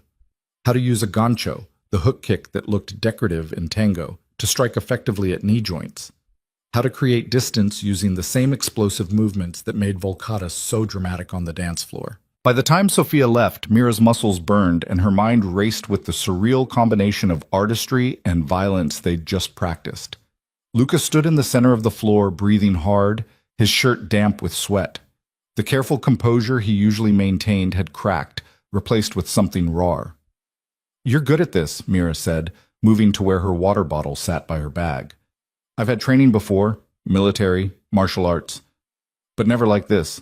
Luca watched her with an intensity that made Mira's skin prickle. "You see things differently, connections I never would have made." "That's what dancers do. We find the beauty in mechanics, the art in physics." Mira took a drink, trying to calm her racing heart. "Though I never imagined using it quite like this." "Do you regret it, getting involved in all of this?" Mira considered the question honestly. She thought about the photograph under her door, about Daniel's warning, about Isabella's threats. She thought about her lost showcase and increased rent, and the way her manager now avoided her calls. "No," she said finally, "I don't regret it." "Why not?" "Because for the first time in years, I feel like what I do matters. Not just aesthetically, not just artistically, but practically. You needed help, and I could give it. That's not something to regret." Luca crossed the space between them, and Mira was suddenly very aware of how close he was standing. Close enough that she could see the faint scar on his jaw, could smell his cologne mixed with sweat, could feel the heat radiating from his body. "Dance with me," he said quietly. "We just spent 2 hours. Not like that. Not training, just dancing." He extended his hand and Mira saw that it was completely steady. No tremor, no hesitation. She took his hand. The music Sophia had left playing was still going, a slow tango, melancholy and sweet. Luca pulled Mira close, closer than he ever had during their lessons, and began to move. This wasn't the mechanical practice of their early sessions or the analytical training they'd just finished. This was what tango was supposed to be. Two people communicating through movement, their bodies saying things their mouths couldn't. Luca led her through a series of turns, each one perfectly timed, perfectly controlled. His hand against her back was firm and warm, his breath steady against her temple. When he initiated a dip, Mira let herself fall backward, trusting him completely to support her weight. As he brought her back up, their faces were inches apart. "Your hand isn't shaking," Mira whispered. "I know." "Why?" "Because I'm not afraid anymore." Luca's eyes searched hers. "Not of this. Not of you." The moment stretched between them, charged with possibility. Mira could feel her heart pounding, could see Luca's pulse jumping at his throat. All she had to do was close the distance, lean in just slightly, and her phone rang, shrill and insistent. The spell broke. Luca stepped back, his expression closing down into something more controlled. Mira fumbled for her phone, saw Marco's name on the screen. I should take this, she said. Of course, Mira answered. Hello? Miss Vance, it's Marco. I'm outside your apartment building. You need to come home now. Something in his voice made her blood run cold. What's wrong? Just come home. I'm waiting. The call ended. Mira looked at Luca, who'd clearly heard enough of the conversation to understand something was wrong. Marco's at my apartment. He said I need to come home. I'll drive you. Luca was already moving toward the elevator. Now. They made the drive in tense silence. Mira tried calling Marco back, but he didn't answer. She tried texting, got no response. By the time they pulled up to her building, her hands were shaking. Marco stood on the sidewalk, his face grim. Behind him, Mira could see her apartment window, or rather, where her window should have been. The glass was shattered, covered now with a plastic tarp that flapped in the evening breeze. What happened? Mira demanded, already moving toward the entrance. Don't go up yet, Marco said, catching her arm. Police are still inside. Police? Marco, what the hell is going on? Someone broke in, trashed the place, left a message. Marco glanced at Luca. We should wait for the officers to finish processing the scene. But Mira was already pulling away, already running for the stairs. She heard Luca and Marco following behind her, heard their voices calling her name, but she didn't stop. Her apartment door hung open, one hinge completely torn from the frame. Inside, 2 police officers were taking photographs while a third made notes on a tablet. The destruction was systematic. Every piece of furniture had been overturned or broken. Her clothes had been pulled from the closet and shredded. Books torn apart, pages scattered like confetti. The small television she'd saved for months to buy lay smashed on the floor, but it was the wall that made Mira's knees weak. Someone had spray-painted a message in red, the letters dripping like blood. Nobody dances with what's mine. One of the officers turned as Mira entered. Ma'am, you can't be in here yet. This is an active crime scene. This is my apartment, Mira said, her voice hollow. Miss Vance? The officer's expression shifted to something more sympathetic. I'm Officer Chen. I need to ask you some questions. Do you have any idea who might have done this? Mira looked at the message on the wall. What's mine? Not who. What? I need to see if anything was taken, she said instead of answering. We've documented everything. You can look, but please don't touch anything yet. Mira moved through the wreckage of her life, cataloging what remained. Her laptop was gone. Her phone charger, broken. The small jewelry box her grandmother had given her, still there, untouched. This wasn't robbery. This was a message. She made her way to the bedroom where her dance shoes had been arranged in a neat line on the floor. Each pair had been slashed, the ribbons cut, the soles torn from the uppers.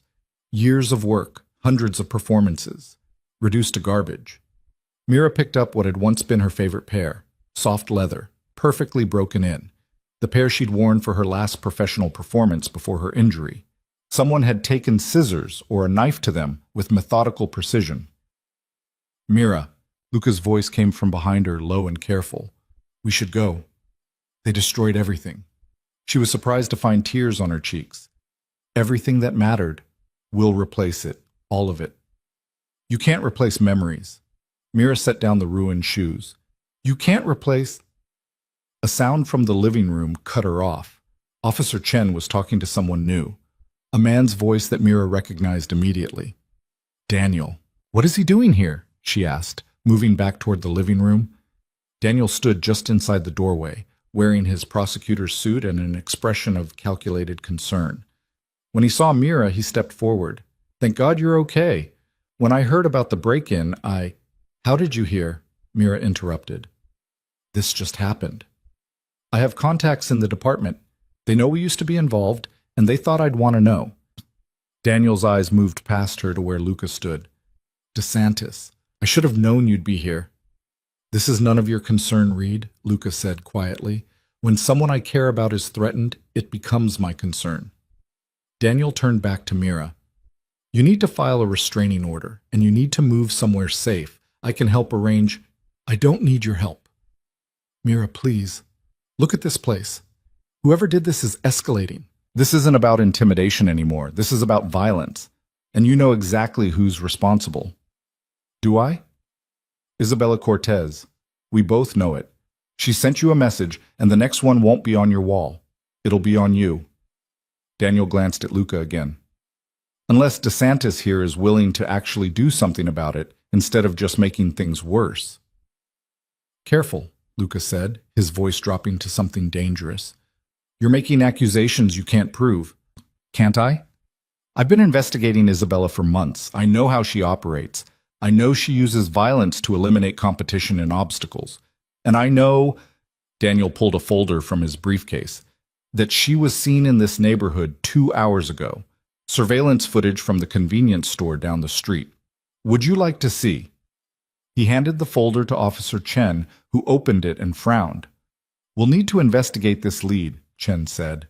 Miss Vance, given the nature of the threat and the potential suspect, I'm going to recommend you stay somewhere else tonight. Do you have family in the area? Friends? Mira thought about her small circle of acquaintances, all of whom had distanced themselves since the scandal. Thought about calling her mother 3 states away and trying to explain why her life had imploded. Thought about how alone she actually was. She'll stay with me, Luca said. Absolutely not, Daniel interjected. That's exactly what Isabella wants. To drive Mira further into your world. To make her more isolated and dependent. She needs neutral ground, somewhere safe that isn't connected to either of you. And where would you suggest? Luca's tone was icy. Your apartment? So you can continue your little rescue fantasy while she's vulnerable? This isn't about me. This is about Mira's safety, which you suddenly care about, despite abandoning her when she actually needed help. But Luca took a step closer to Daniel. You left her when her career fell apart. You didn't return her calls, didn't check on her, didn't give a damn about her welfare. But now that she's connected to me, now that being her knight in shining armor might advance your career or undermine my organization, now you care. Don't insult both of us by pretending this is altruism. Daniel's face flushed. You don't know anything about our relationship. I know she deleted your email without reading your so-called evidence. I know she's made her choice, and it wasn't you. Mira's head snapped toward Luca. How did you know about the email? Luca's expression didn't change. I monitor threats to my organization. That includes communication sent to people under my protection. You're monitoring my email? I'm monitoring everyone's email. It's basic security. Luca's eyes held hers. And before you ask, no, I haven't read your personal correspondence, but I track metadata. I know when certain people of interest send you messages. I know when you delete them. It's not personal, Mira. It's practical. The casual admission should have made her angry, should have felt like a violation. Instead, Mira just felt tired. Everyone needs to leave, she said quietly. The officers can finish their investigation, but the rest of you, out, now. Mira, both Luca and Daniel started simultaneously. Out, Mira repeated, her voice harder now. I need to think, and I can't do that with both of you standing here treating me like a prize to be won. This is my life that just got destroyed. My home, my things, mine. Not yours, not anyone else's. So both of you can leave and let me process this on my own terms. Officer Chen cleared his throat. Miss Vance is right. We need space to work, and this is her residence. Gentlemen, if you could wait downstairs. Luca looked like he wanted to argue, but Marco appeared in the doorway and gave him a meaningful look. After a long moment, Luca nodded. I'll be downstairs, he said to Mira. When you're ready. Daniel started to say something, but Mira cut him off with a look. He left too, his expression a mixture of frustration and concern. When they were gone, Officer Chen approached Mira with a gentleness that made her want to cry again. We'll do everything we can to find who did this, she said. But I have to be honest with you. Break-ins like this, where nothing of significant value was taken, are hard to prosecute. Usually it's someone the victim knows, someone with a personal grudge. Is there anyone besides Ms. Cortez who might want to intimidate you? Mira thought about all the people who'd turned their backs on her in the past 2 weeks. All the clients who'd canceled, the colleagues who'd stopped returning calls, the small cruelties of social exclusion. Any one of them might have been angry enough, resentful enough to do something like this. But she knew. Deep in her bones, she knew. No, Mira said. There's no one else. The police finished their investigation 40 minutes later. They took photographs, collected samples, documented the damage with professional efficiency. Officer Chen gave Mira a card with a case number and a recommendation to change her locks, though the broken door frame made that somewhat pointless. When they'd gone, Mira stood alone in the wreckage and tried to figure out what to do next. Her phone buzzed. A text from Luca. The offer stands. My place is secure, private, and has actual working locks. No pressure, just available. Another text, this one from Daniel. Hotel reservations made under my name at the Riverside. Room 412. Key at front desk. You don't have to decide anything tonight. Just be safe. Mira looked at both messages, then around at her destroyed apartment, at the shredded clothes and broken furniture and spray-painted threat, at the ruined dance shoes that represented years of her life reduced to trash. She thought about trust and what it cost, about the different kinds of danger in the world, and which ones she was willing to face. Then she picked up her keys and her purse, two of the few things that hadn't been destroyed, and headed downstairs. Both men waited on the sidewalk, standing on opposite sides of the entrance like opposing magnets. Marco stood near Luca, arms crossed, watching Daniel with undisguised suspicion. Mira walked past Daniel without a word. She stopped in front of Luca. Your place, she said. But we need to talk. About the email monitoring, about what exactly protection means, about all of it. Agreed, Luca said immediately. Mira, think about this, Daniel called after her. Once you're in his world completely, it becomes very hard to get out. Mira turned back. Daniel, I appreciate the concern, I really do. But you made your choice years ago when you decided I wasn't worth the effort. I'm making mine now. And unlike you, I'm choosing someone who didn't wait until it was convenient to care. She got into Luca's car. Marco drove while Luca sat in the back beside her, maintaining a careful distance. Where are we going? Mira asked. Penthouse downtown, 24th floor, good security, better locks than that warehouse space. Luca glanced at her. You can have your own room, your own space. I just want you somewhere I know you're safe. Why? The question came out sharper than Mira intended. Why do you care so much? We've known each other for 2 weeks. I'm your dance instructor. That's it. Is it? I don't know. You tell me. Mira turned to face him fully. Because from where I'm sitting, this stopped being about tango lessons somewhere around the second scandal. So what am I to you, Luca? Really? Luca was quiet for a long moment. When he spoke, his voice was careful, measured. 5 years ago, I learned that vulnerability kills, that letting people close gives them the power to destroy you. So I built walls, perfect, unbreakable walls. I controlled everything, my business, my emotions, my body, and the tremor was a reminder every single day that I'd failed at that control. He paused, looking out the window at the city lights sliding past. Then you danced with me. And for the first time since the attack, I felt something other than fear when someone touched me. I felt, he searched for the word, possibility. The possibility that maybe trust wasn't synonymous with weakness. That maybe letting someone in didn't automatically mean letting them destroy you. Mira's throat tightened.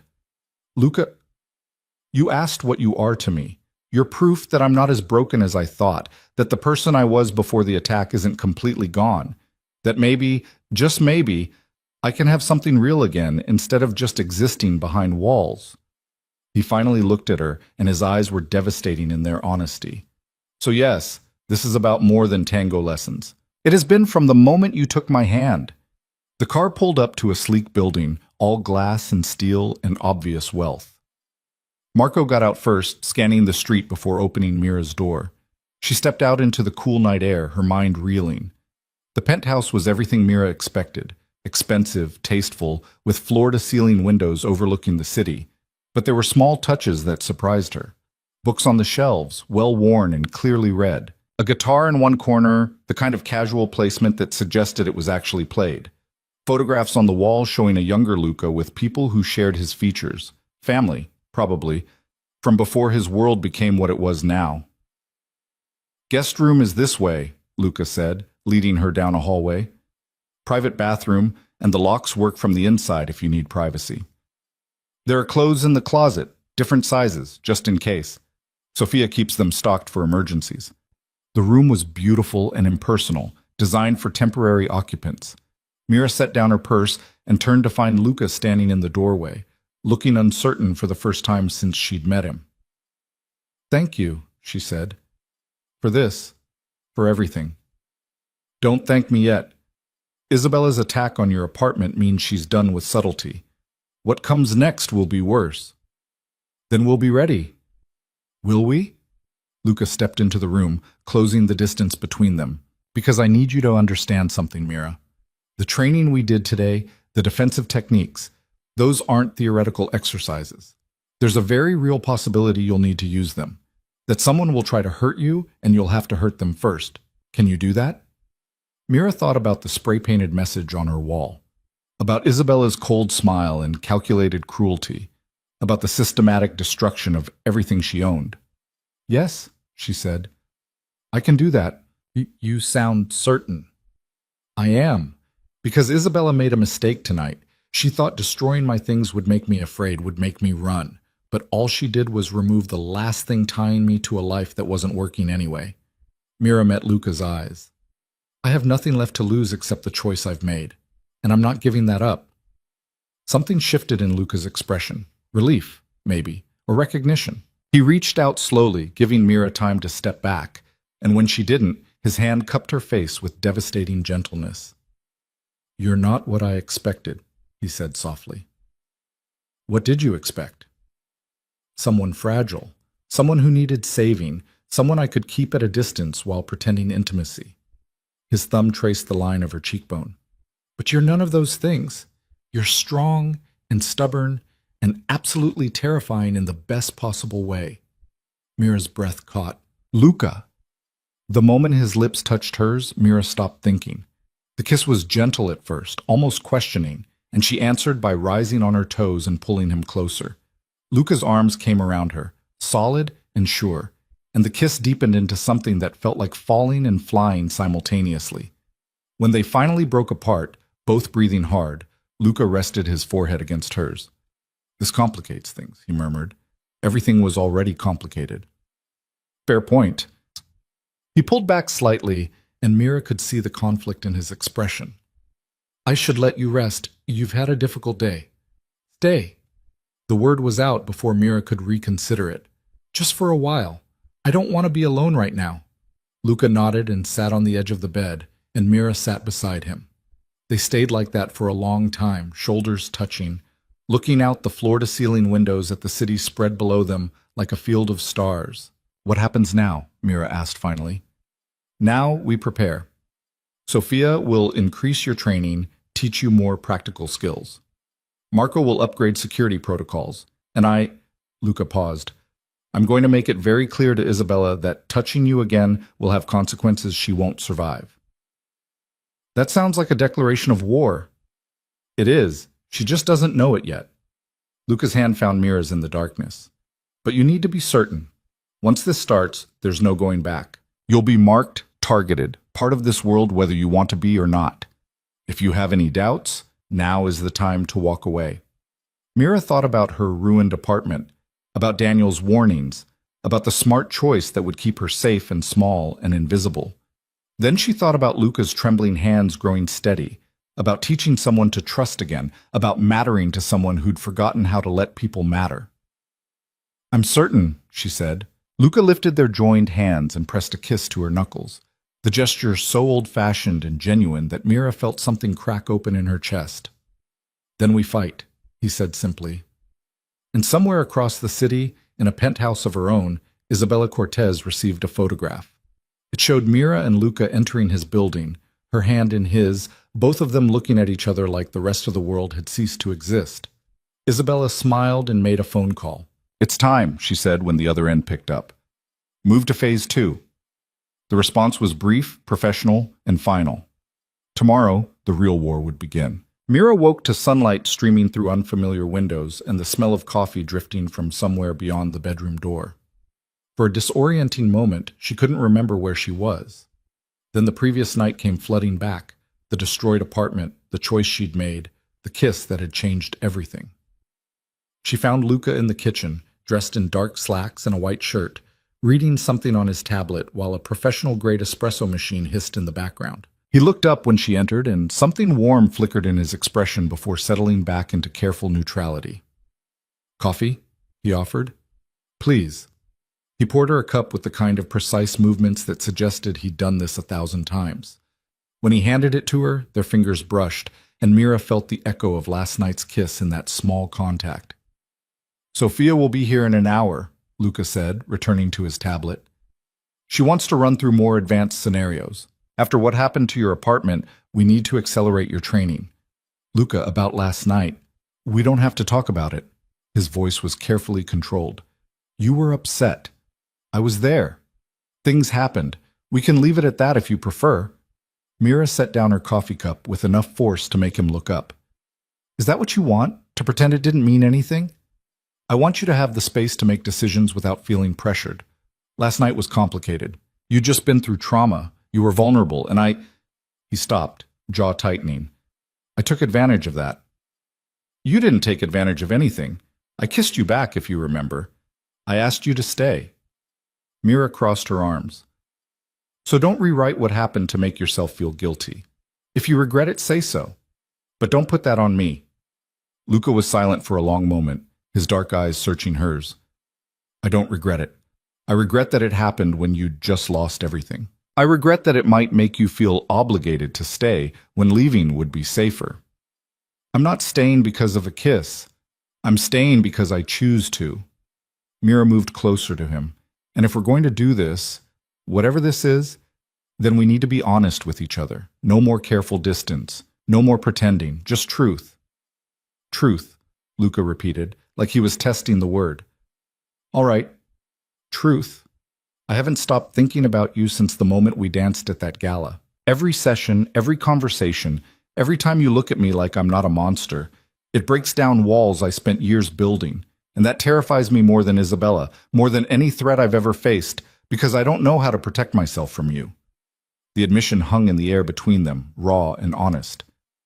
You don't have to protect yourself from me, Mira said softly. That's not how this works. How what works?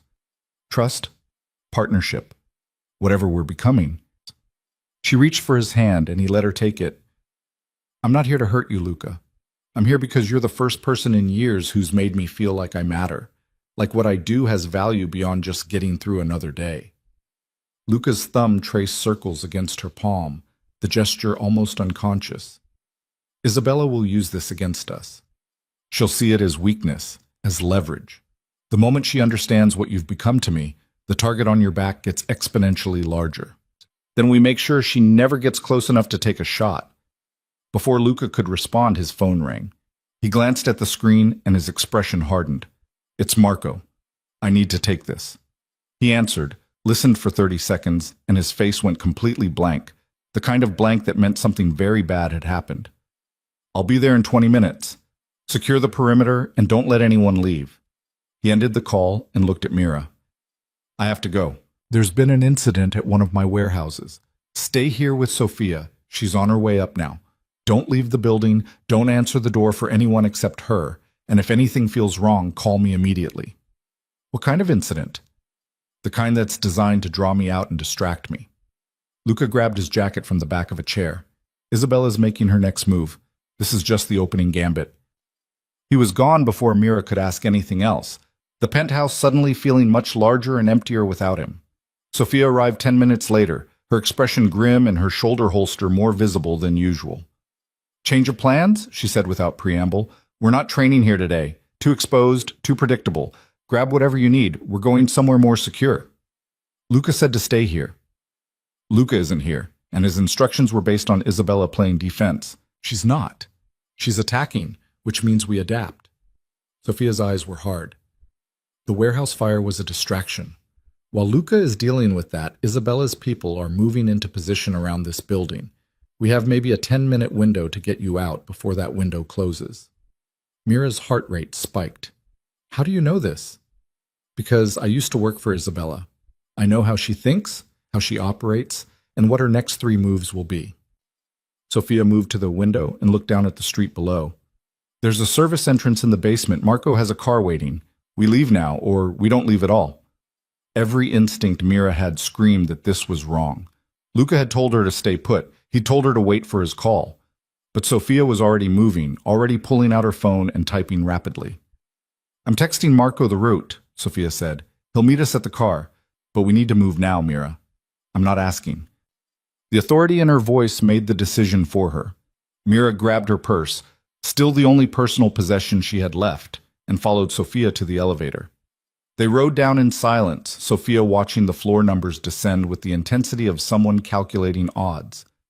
When they reached the basement level, she pulled her weapon, a compact handgun that looked well used, and stepped out first. Stay behind me. Move when I move. Stop when I stop. The basement was a maze of concrete and flickering fluorescent lights, filled with the kind of shadows that could hide anything. Sophia navigated it with the confidence of someone who'd memorized the layout, moving quickly but carefully through the underground parking area. The car was exactly where she'd said it would be, a black SUV with tinted windows, engine already running. But Marco wasn't in the driver's seat. A woman Mira had never seen before sat behind the wheel, wearing sunglasses despite being underground and smiling like she'd just won something. Sophia's weapon came up immediately. Get away from the vehicle. Now, is that any way to greet an old friend? The woman's voice was smooth, cultured, with just a hint of amusement. I thought we could have a civil conversation. Where's Marco? Dealing with a small emergency at the warehouse. Such a tragic fire. I do hope no one was seriously injured. The woman's smile widened. Isabella sends her regards, by the way. She'd like to extend an invitation to Miss Vance, a chance to talk, woman to woman, without all the masculine posturing getting in the way. Not happening, Sophia said flatly. I wasn't asking you, dear. I was asking her. The woman's attention shifted to Mira. What do you say, Miss Vance? Wouldn't you like to hear Isabella's side of the story? Understand why she's been so adamant about removing you from Luca's life? I know why, Mira said, finding her voice. Because she's scared. The woman's smile faltered slightly. Scared? Of you? My dear girl, you're a dancer. Isabella Cortez doesn't fear dancers. She fears what I represent, change, the possibility that Luca might actually move on from the past instead of staying frozen in it. That's terrifying to someone whose entire power structure depends on people never healing. Mira stepped forward, ignoring Sophia's warning hand on her arm. So no, I don't need to hear Isabella's side of the story. I've already heard it every time she's tried to destroy me. Every leaked contract, every broken relationship, every attempt to make me feel small and worthless. That's her side of the story, and I'm not interested. The woman's expression hardened. You're making a mistake.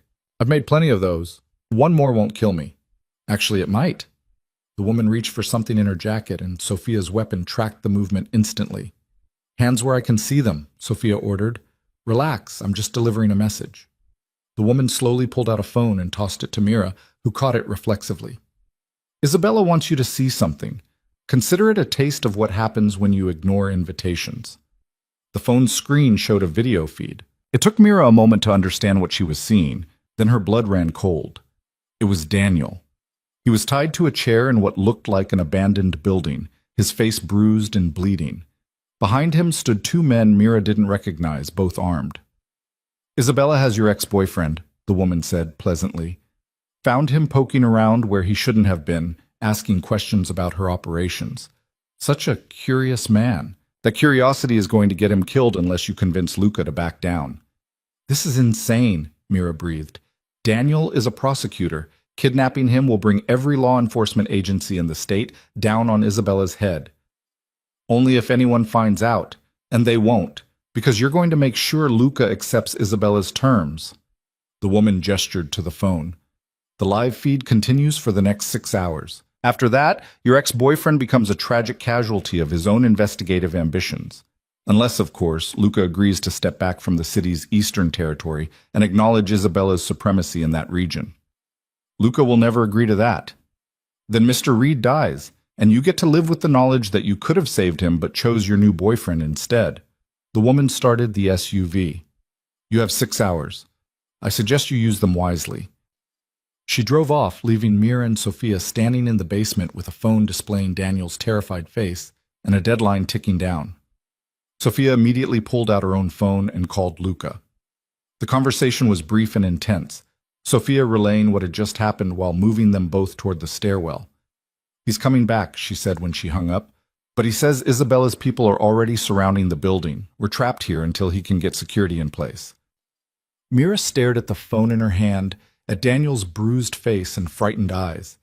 She thought about all the reasons she had to hate him. The abandonment, the opportunism, the way he'd only cared when it served his career. But she also remembered the 3 years they'd spent together, the moments of genuine connection buried under layers of resentment. "We have to help him," she said. "We don't have to do anything except stay alive," Sophia countered. Daniel knew the risks when he started investigating Isabella. He's a prosecutor. This is literally his job. You're a civilian who got caught in the crossfire. There's a difference. He's there because of me, because he thought he was protecting me. He's there because he's ambitious and saw an opportunity to take down a major crime organization. Don't romanticize his motives. Sophia guided Mira back toward the elevator. "Luca will handle this, he always does." But when they reached the penthouse and Luca arrived 20 minutes later, his expression told Mira everything she needed to know about how bad the situation actually was. "The warehouse fire was cover for a coordinated attack," he said, moving immediately to his laptop and pulling up security feeds. "Isabella has been planning this for weeks. The attacks on you, the escalating pressure, all of it was designed to make me reactive, to put me in a position where I'd have to choose between protecting you and protecting my territory." "And now she's added Daniel to the equation," Sophia said. Luca's jaw tightened. "Reed is a complication, but he's not the primary objective. Isabella knows I don't care about him. This is about forcing Mira to feel guilty, to pressure me into making concessions I wouldn't otherwise make." "So we just let him die?" Mira's voice was sharper than she intended. "We do what's strategically sound. Giving Isabella what she wants doesn't save Reed. It just shows her that taking hostages works. She'll do it again, and next time it might be someone I actually care about." Luca's eyes met Mira's, and the implication was clear. "I'm not giving her that leverage. There has to be another option." "There is. I call her bluff. Isabella doesn't want to kill a prosecutor. That brings heat she can't afford. This is theater, designed to make you panic and force my hand. And if you're wrong, if she actually kills him," Luca's expression didn't change, "then she'll have made her last mistake, and I'll make sure she regrets it for whatever brief time she has left. But I won't be manipulated, not even for Reed's life." The coldness in his voice sent a chill through Mira. This was the other side of Luca, the crime lord, the strategist, the man who made decisions based on power dynamics rather than human decency. She'd known this side existed, had even admired the strength it represented, but seeing it directed at a situation involving someone she'd once cared about made it feel different, brutal. "I want to talk to her," Mira said. "Absolutely not. Not in person. On the phone. Give me a chance to reason with her, woman to woman, like her messenger said." Mira pulled out the phone Isabella's operative had given her. "Maybe if she hears directly from me that I'm not backing down, she'll realize this approach isn't working. Or she'll use the conversation to further manipulate you." Luca shook his head. "Isabella is a master at reading people, finding their weaknesses, exploiting them. You can't out-negotiate her, Mira." "Maybe not. But I can make her understand that I'm not afraid of her." Sophia stepped forward. "Actually, that might work. Not the reasoning part. Isabella doesn't respond to reason. But if Mira can project strength, can show that the intimidation tactics aren't working, it might make Isabella recalculate." "It's too risky," Luca insisted. "Everything's risky," Mira countered. "But sitting here doing nothing while Daniel's life is on a timer doesn't feel like the right answer either. Let me try. If it doesn't work, we go with your plan. But at least give me the chance." Luca studied her for a long moment, conflict clear in his expression. Finally, he nodded. 5 minutes. I'll be listening, and if she says anything that sounds like a trap, I'm ending the call." Mira found Isabella's contact information in the phone's recent calls and hit dial. The line connected after 2 rings. "Miss Vance?" Isabella's voice was warm, almost friendly. "I'm so glad you decided to reach out. I was hoping we could have a more civilized conversation. Where is he? Where's Daniel?" "Safe for now. Uncomfortable, certainly, but unharmed. I'm not a monster, despite what Luca may have told you. You kidnapped a prosecutor. That's pretty much the definition of monstrous. I detained an investigator who was harassing my business associates and making unfounded accusations. There's a difference." Isabella's tone remained pleasant. But we're not here to discuss Mr. Reed. We're here to discuss you. What about me? I want to understand what you see in Luca DeSantis. What makes a talented dancer throw away her career, her reputation, her safety, for a man whose hands are stained with more blood than you could possibly imagine? His hands aren't what matter to me. No? Then what does matter? The money, the protection, the fantasy that you're somehow special, that you're the one woman who can fix a broken man? Mira thought about the tremor in Luca's hands, about the way he'd said please, about teaching him to trust again. I matter to him, she said simply, not for what I can do for him, not for what I represent to other people, but for who I am. And that's something you can't understand because you've never let anyone matter to you that way. There was silence on the other end of the line. When Isabella spoke again, her voice had lost its pleasant veneer. You think you know me? You think you understand what it takes to survive in this world? I think you're lonely. I think you've built an empire but forgotten how to build a life. And I think you see Luca moving forward with someone while you're still frozen in the same power struggles, and it makes you feel left behind. Careful, Miss Vance. You're projecting. What am I? Then why do you care so much about me? If I'm really just a nobody dancer, if I'm really that insignificant, why waste all this energy trying to remove me from Luca's life? Why not just ignore me and let the relationship run its course naturally? Another pause. Mira could hear Isabella breathing on the other end, could almost feel the woman recalculating. Because Luca with a weakness is manageable, Isabella said finally. Luca whose healing is dangerous. He becomes unpredictable, harder to control, willing to take risks he wouldn't otherwise consider. And in our world, unpredictable men cause chaos. Maybe this world needs chaos. You really believe that? You think tearing down the structures we've built, the balances we've maintained, will make things better? You're naive. I'm honest, and I'm not going anywhere, no matter how many apartments you destroy, or contracts you leak, or ex-boyfriends you kidnap. So you can either accept that and find a way to coexist, or you can keep fighting a battle you're not going to win. Bold words for someone whose ex-boyfriend has a gun to his head. Mira's hands tightened on the phone. If you kill Daniel, Luca will come for you. Not eventually, not strategically, immediately. And we both know you're not ready for that fight. Are you willing to bet Mr. Reed's life on that assessment? Mira looked at Luca, who was watching her with an expression she couldn't quite read. She thought about Daniel's ambition, his abandonment, the way he'd only come back into her life when it served his career. She thought about the choice Isabella was forcing her to make, and what it said about who she was becoming. Yes, Mira said. I am. Because you're not going to kill him.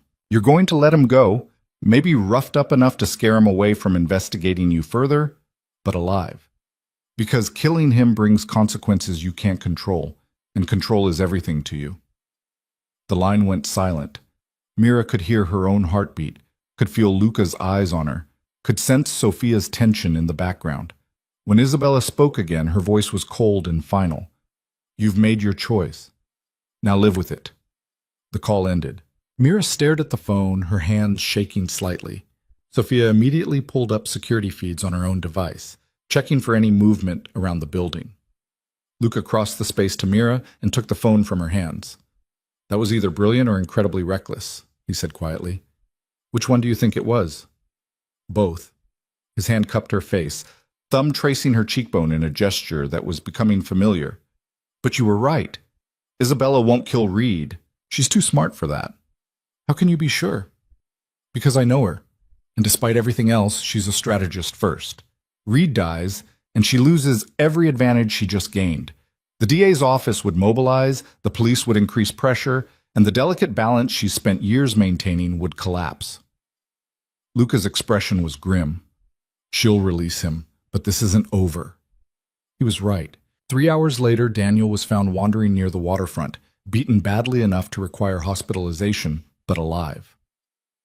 The police investigation went nowhere. Daniel claimed he'd been robbed, stuck to that story despite obvious inconsistencies, and refused to name his attackers. But he also called Mira from his hospital bed, his voice raw and shaken. You were right, he said without preamble. About everything. I thought I was helping, thought I could take down Isabella and somehow save you in the process. All I did was make things worse. Daniel, I'm dropping the investigation, citing health concerns, taking a leave of absence, and I'm leaving the city. He paused. I can't fight these people, Mira. I thought I could, thought the law was enough. But it's not. Not against them. I'm sorry this happened to you. Don't be. I brought it on myself, but promise me something. What? Be careful. Isabella let me live as a message, but that message wasn't mercy. It was a demonstration of power. Next time, she might not be so restrained. The call ended, and Mira was left with the uncomfortable knowledge that Daniel was probably right. That night, Luca insisted on upgrading Mira's training. They met at the warehouse space, now with significantly enhanced security, and Sophia put her through scenarios that were increasingly realistic and violent. Again, Sophia barked after Mira successfully defended against a simulated attack for the fourth time. But this time, I'm not stopping until you actually hurt me. No pulling punches, no hesitation. Real stakes. They went through the sequence again. Sophia came at her with the kind of aggression that made Mira's training kick in automatically. She used a sharp pivot to redirect Sophia's momentum, followed with a gancho that would have shattered a knee if she'd made full contact. Sophia stepped back, breathing hard, and nodded approvingly. Better. You're starting to think like a fighter instead of a dancer. I am a dancer. You're both now. The sooner you accept that, the better chance you have of surviving what comes next. Luca watched from the edge of the space, his expression unreadable. When Sophia finally called an end to the session, he approached Mira with a towel and water bottle. You're getting good at this, he said. I don't want to be good at this. I want to dance, not fight. Sometimes they're the same thing. Luca handed her the water. And Mira? What you said on the phone to Isabella about mattering to me, you were right. You do. More than is probably wise, more than is certainly safe, but it's true. Is this the part where you tell me it's too dangerous to continue? Where you send me away for my own protection? No. This is the part where I tell you that tomorrow night there's a meeting. The city's major families gathering to discuss territory disputes and business arrangements. Isabella will be there, and so will I. Luca's eyes held hers. I want you to come with me. As what? Your date? Your bodyguard? As my partner. The woman I trust. The person who stands beside me when I face my enemies. His hand found hers. It's a statement, and statements have consequences. But I'm done hiding what you mean to me. Done pretending you're just my dance instructor or cultural consultant or whatever convenient fiction we've been maintaining. If Isabella wants war, she can have it, but she'll understand exactly what she's fighting for. Mira thought about all the reasons to say no, about Daniel's warning, about the demolished apartment, about the systematic destruction of her old life. She thought about safety and smart choices and the path of least resistance. Then she thought about Luca's hand in hers, steady and sure, and the way learning to trust again felt like the bravest thing either of them had ever done. What time should I be ready? She asked. Luca's smile was small but genuine. 7. And Mira? Wear something that makes a statement. I seem to remember you saying that before. This time, the statement is different. This time, you're not just my guest. You're my equal. And everyone needs to see that. The next evening, Mira found another dress waiting in her room at Luca's penthouse. This one black, elegant, with a slit that suggested both sophistication and danger. There was a note attached in Luca's handwriting. For dancing through war. She dressed carefully, pulled her hair back in a way that showed her face clearly, and checked her reflection one final time. The woman looking back at her wasn't the invisible dancer from the gala anymore. This woman had steel in her spine and certainty in her eyes. This woman was ready for whatever came next. The meeting was held in a private club that reeked of old money and older secrets. Mira walked in beside Luca, her hand tucked into the crook of his elbow, and felt every eye in the room assess and judge and calculate. Isabella stood near the bar, wearing red and smiling like a shark. When she saw them enter together, something flickered in her expression, surprise maybe, or grudging respect. Luca, she said as they approached, and Miss Vance. How unexpected. Is it? Luca's voice was mild, but his eyes were hard. I thought I'd made my position clear. You've made many things clear, Though I have to admit, bringing her to a family meeting is bold, reckless even. Isabella's gaze moved to Mira. These gatherings have rules, Miss Vance. Rules about who speaks, who makes decisions, who has the right to be present. As someone who isn't family, you're here on sufferance. I hope you understand that.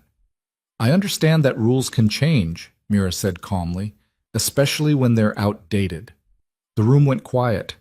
Several of the men standing nearby turned to stare, their expressions ranging from shock to amusement. Isabella's smile widened, sharp and dangerous. Did she just challenge your authority? Yes. Luca's hand settled against Mira's back, the gesture both protective and possessive. And before you respond, understand something. Mira isn't just here as my companion. She's here as someone I trust with my life, my business, and my future. Attack her, and you attack me. Disrespect her, and you disrespect me. Are we clear? The silence that followed was profound. Mira could feel the weight of dozens of assessments being recalculated, alliances being reconsidered, and power dynamics shifting in real time. Isabella looked between them, her expression finally settling into something like understanding. Crystal clear, she said softly. Though you understand what this means, Luca. If she's your equal, she's fair game for the same challenges and consequences as any of us. No special protection, no exemptions. I wouldn't want any, Mira said before Luca could respond. If I'm going to stand here, I stand on my own merit, not his protection. Isabella's eyes glittered with something that might have been approval or might have been malice. It was impossible to tell. Then welcome to the family, Miss Vance, she said, raising her glass in a mock toast. I have a feeling things are about to get very interesting. And in that moment, standing in a room full of dangerous people who just accepted her as one of their own, Mira realized that she'd crossed a line she could never uncross. The dancer had become a player, and the game had just begun. The meeting lasted 3 hours, and Mira spent most of it learning the language of power in a world where nothing was ever said directly. Threats were delivered as compliments. Alliances were forged over drinks. Territory was negotiated through stories about mutual acquaintances who'd made poor decisions and paid dearly for them. Isabella watched Mira throughout, her expression calculating. When the formal business concluded and the gathering dissolved into smaller conversations, she approached with 2 glasses of wine. For you, Isabella said, offering one to Mira. A peace offering, if you will. Mira took the glass but didn't drink. I'm not sure we're at peace. We're not, but we've reached an understanding, which is more valuable. Isabella sipped her own wine, her eyes never leaving Mira's face. You impressed me tonight. Most people in your position would have hidden behind Luca, let him speak for them, maintained the fiction that they're just along for the ride. But you stood up, claimed your space. That takes courage. Or stupidity. In this world, they're often the same thing. Isabella's smile was sharp. But I want you to understand something. My war was never really with you. It was with what you represented, the idea that Luca could move forward, could heal, could become someone I couldn't predict or control. That scared me more than I was willing to admit. And now? Now I realize that trying to stop change is like trying to stop the tide. Exhausting and ultimately futile. Isabella set down her glass. So I'm proposing something different. Not friendship. We're not there and probably never will be. But mutual respect. You stay out of my territory, I stay out of yours. Luca makes his choices, I make mine. And we acknowledge that this city is big enough for all of us. Just like that? After everything, the leaked contracts, my apartment, Daniel, you're just going to walk away? I'm going to stop wasting energy on a fight I can't win. There's a difference. Isabella's expression turned serious. But understand this, Mira Vance. The respect I'm offering you tonight was earned through strength. You stood your ground. You didn't break. And you made it clear you're not going anywhere. That matters in this world. Weakness doesn't get respect. It gets eliminated. Remember that. She walked away before Mira could respond, leaving her standing alone with an untouched glass of wine and a head full of questions. Luca found her a few minutes later, his hand settling against the small of her back with familiar ease. What did Isabella want? He asked. To declare a truce, I think, or at least a ceasefire. Mira set down the wine glass. She said the war was never really about me. It wasn't. It was about control, about Isabella realizing she couldn't dictate my future anymore. Luca's thumb traced small circles against her spine. But the fact that she's backing down means she sees you as a real threat. Someone with power in your own right. That's both good and dangerous. Everything about this is dangerous. Yes, but we're navigating it together. Luca leaned closer, his voice dropping. Are you ready to leave? We've made our statement. Staying longer is just unnecessary risk. Mira nodded, and they moved toward the exit. But before they could reach the door, a man Mira didn't recognize stepped into their path. He was older, 60s probably, with the kind of expensive suit that suggested old money and older power. Luca, the man said, his voice carrying the weight of authority. A word before you go. Councilman Ferraro, Luca's tone was carefully neutral. I didn't realize you'd be here tonight. I make a point of attending these gatherings when they involve my interests. Ferraro's eyes shifted to Mira, assessing. And who is this? Mira Vance, my partner. Partner. Ferraro repeated the word like he was tasting it. How modern. I remember when we used more traditional terms, less ambiguous. Ambiguity has its advantages, Luca said coolly. Indeed, though I wonder if Miss Vance understands what being your partner actually means. The obligations, the expectations, the consequences. Ferraro smiled, but it didn't reach his eyes. This world isn't kind to those who enter it unprepared. I'm more prepared than I look, Mira said, meeting his gaze directly. Are you? Because from where I stand, you're a civilian who's stumbled into something far beyond her understanding. A dancer playing at being a power broker. It's charming in its way, also dangerous. Is there a point to this conversation? Luca's voice had gone cold. The point is that the council has concerns about your judgment, about your priorities, about whether personal entanglements are affecting your business decisions. Ferraro's attention never left Mira. We're wondering if Miss Vance's presence in your life represents a liability we can't afford. The threat was clear even through the polite language. Mira felt Luca tense beside her, felt the dangerous energy building. The council's concerns are noted, Luca said, his voice deadly quiet, and dismissed. My personal life is not subject to committee review. Everything is subject to review when it affects our collective interests. You know the rules, Luca. We maintain power through unity, through presenting a united front. When one of us becomes unpredictable, I'm not unpredictable. I'm evolving. There's a difference.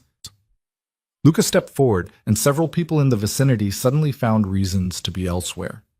And if the council has concerns about my judgment, they're welcome to address them directly rather than through veiled threats delivered at social gatherings. Ferraro's expression hardened. Careful, Luca. You're not so powerful that you can afford to alienate everyone. Neither are you. Remember that. Luca took Mira's hand. We're leaving. Tell the council I'll be available for a formal discussion next week, on neutral ground with all parties present. If they have concerns, they can voice them properly. He led Mira out before Ferraro could respond, Marco falling into step behind them as they exited into the cool night air. What was that about? Mira asked once they were in the car. Politics. The council is a group of older family heads who think they still run this city. They don't, but they have enough influence to be problematic. Luca's jaw was tight. Ferraro was testing boundaries, seeing if they could use you as leverage against me. And can they? Not if you can defend yourself, which is why, he paused, seeming to make a decision.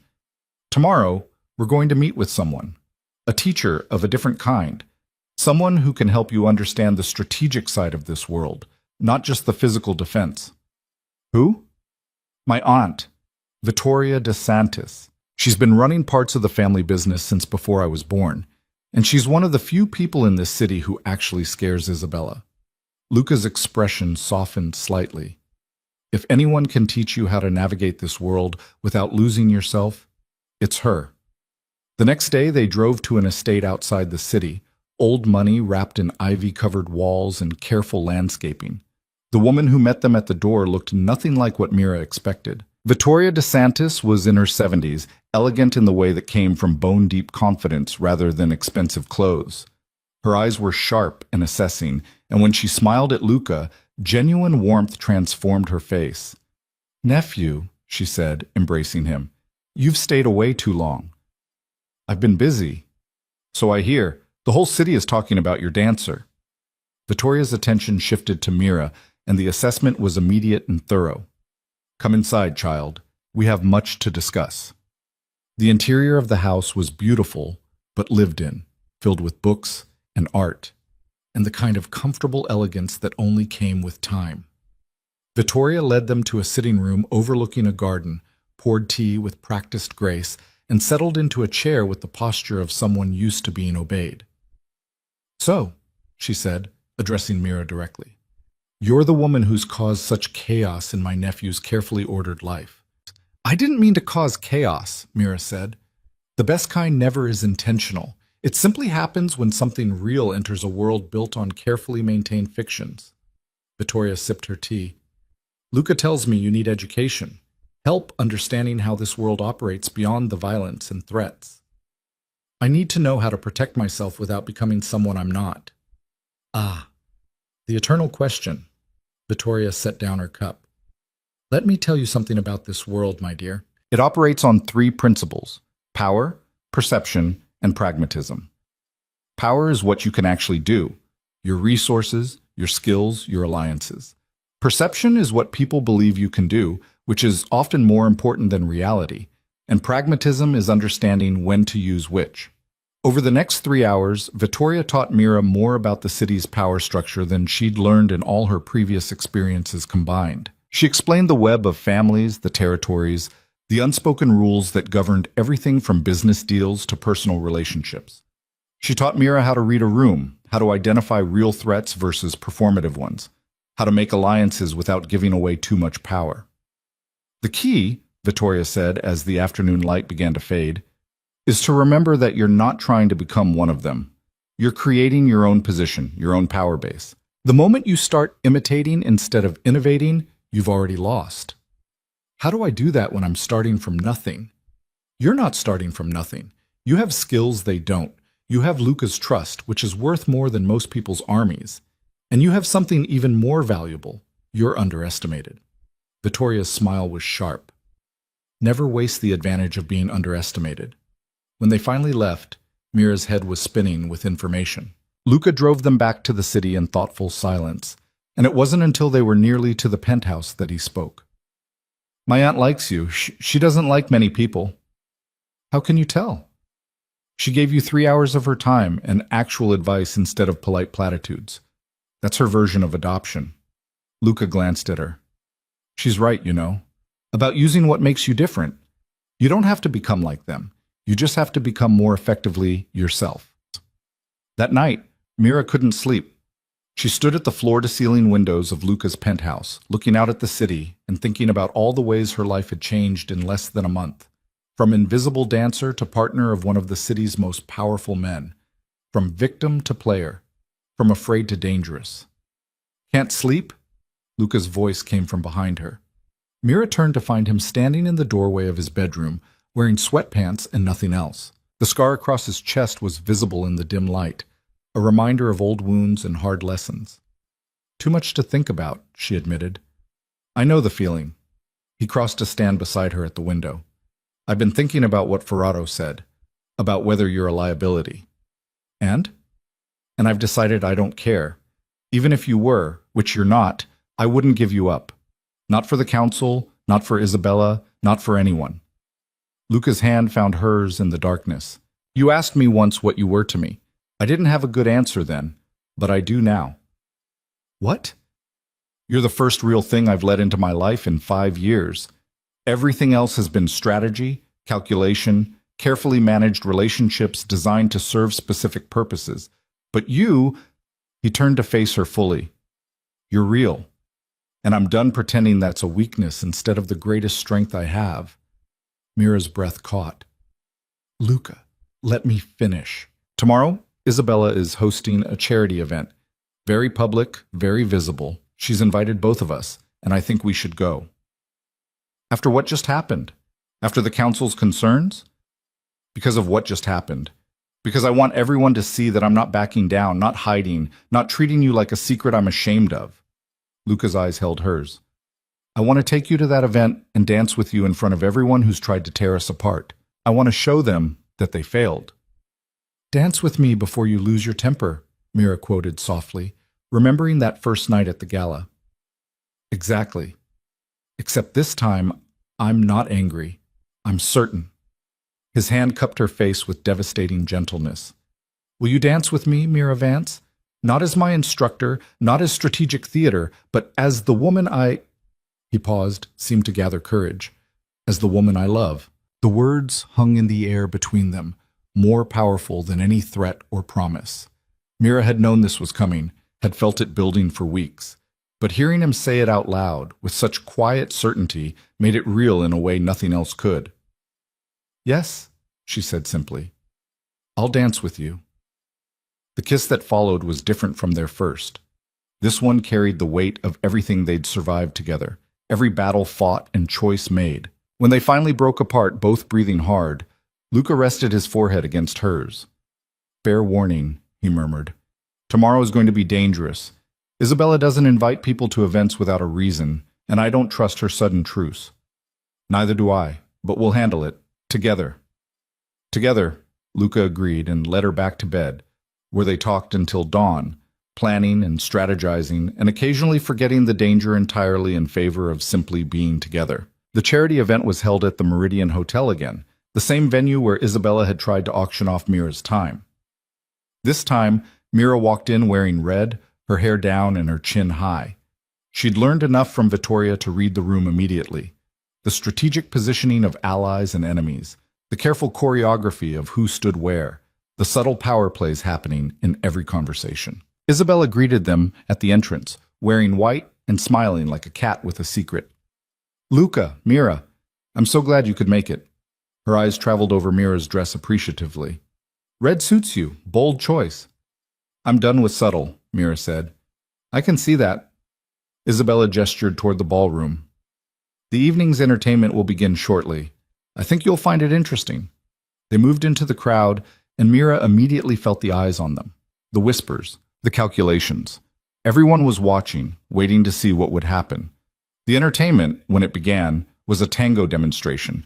Professional dancers performing a piece that was technically brilliant but emotionally cold. Mira watched critically, noting the perfect technique that somehow missed the point of the dance entirely. When the demonstration ended, Isabella took the microphone. Beautiful, wasn't it?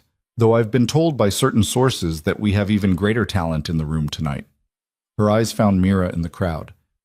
Miss Vance, I don't suppose you'd be willing to show us what professional tango actually looks like. You and Luca were quite memorable at the gala. I'm sure everyone would love to see you dance again. It was a trap. It had to be.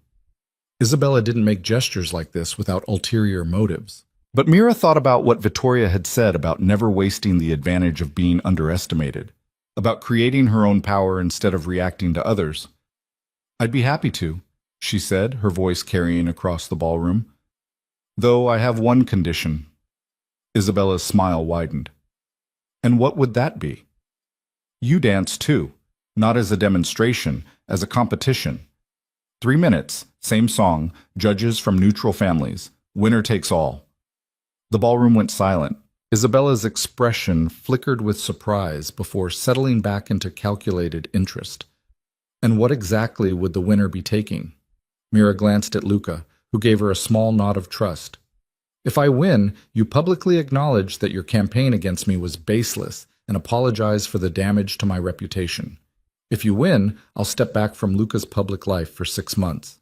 Stay in the shadows, stop making waves, give you space to reestablish your position. It was a massive gamble. 6 months was an eternity in this world. Anything could change in that time. But Mira had spent weeks training with Sofia, learning how to make dance into something more than performance. She'd learned from Luca how to move with power instead of just grace. And she'd learned from Vittoria that sometimes the boldest move was the smartest one. Isabella considered the offer, her mind clearly racing through implications and possibilities. Finally, she smiled. Agreed. Choose your music, Miss Vance. Let's settle this properly. 20 minutes later, the ballroom had been cleared and a professional sound system set up. Mira stood on one side of the floor with Luca, running through last-minute preparations. Isabella stood on the opposite side with her own partner, a man Mira recognized from the family meeting, clearly chosen for his skill. "Are you sure about this?" Luca asked quietly. "No, but I'm doing it anyway." Mira squeezed his hand. "Trust me. Always?" The music began. A traditional tango, slow at first, then building to intense crescendos. Isabella and her partner moved first, executing a flawless routine that showcased technical precision and dramatic flair. The crowd applauded appreciatively when they finished. Then it was Mira and Luca's turn. They took their positions, and Mira felt everything else fall away. This wasn't about competition or power plays or proving anything to anyone. This was about two people who'd learned to trust each other against impossible odds. Two people who'd transformed vulnerability into strength. The music started, and they moved. Luca led with absolute confidence, his hands steady and sure. Mira followed his lead but also challenged it, pushing him into more complex movements, testing the boundaries of their partnership. When he initiated a dip, she used the momentum to spin out and back, creating a visual moment that made the crowd gasp. They moved through sequences that combined traditional tango with the defensive techniques Sofia had taught them. Sharp pivots that looked decorative but could break holds, ganchos that could disable attackers, rotations that demonstrated both artistry and practical application. And through it all, Luca's hands never trembled. When they reached the final position, Mira let herself fall backward into a deep dip, trusting Luca completely to support her weight. The music swelled to its conclusion, and the ballroom erupted in applause. The judges, three family heads from neutral territories, conferred briefly before announcing their decision. The winner, by unanimous decision, is Luca DeSantis and Mira Vance. The applause was deafening. Mira straightened, breathing hard, and found Isabella watching from across the floor. For a long moment, their eyes met, and something passed between them. Not friendship, but acknowledgement. Isabella crossed the space and extended her hand. "Well played, Miss Vance. You're better than I gave you credit for." Mira shook her hand. "You were better than your reputation suggested. Technically perfect. You just danced like it was a performance instead of something real. And that's the difference between us, isn't it? You believe in the emotion, I believe in the strategy." Isabella's grip tightened slightly. "But a deal is a deal. I'll make the statement tomorrow. Public apology, acknowledgement that my concerns were overblown. You'll have your reputation back." "Thank you." "Don't thank me. You earned it." Isabella released her hand and stepped back. "Though I hope you understand what you've done here tonight. You've claimed your place in this world. There's no going back from that." "I don't want to go back."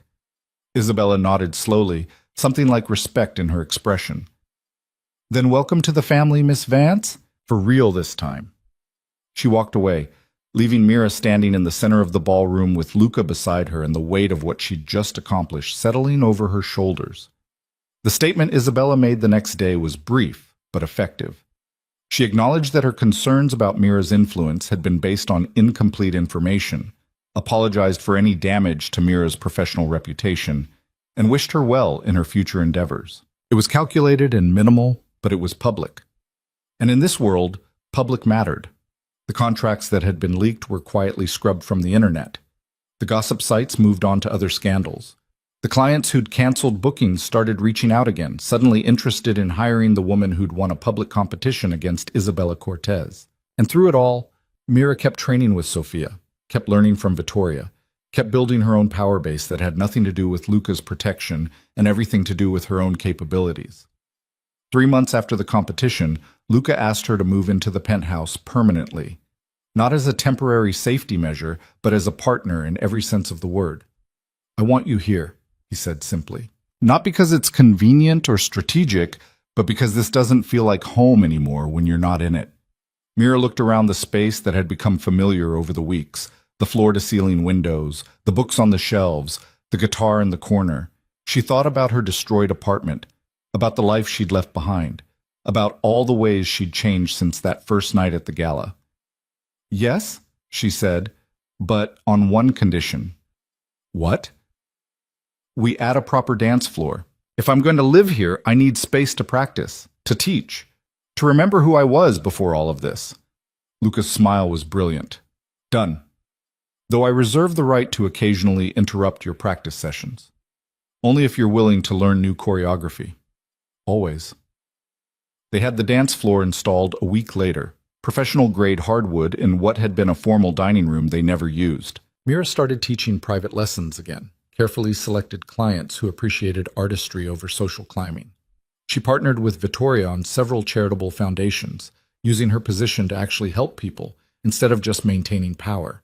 And every evening, she and Luca would dance, sometimes practicing new techniques, sometimes just moving together to music that reminded them of where they'd started. His hands never trembled anymore when he held her, and Mira had learned that trust earned in fire was the strongest kind there was. 6 months after the competition, the council called a formal meeting. Mira attended beside Luca, wearing a navy dress that was elegant but not ostentatious. She'd learned from Vittoria that true power didn't need to shout. Councilman Ferraro presided, his expression carefully neutral as he addressed the assembly.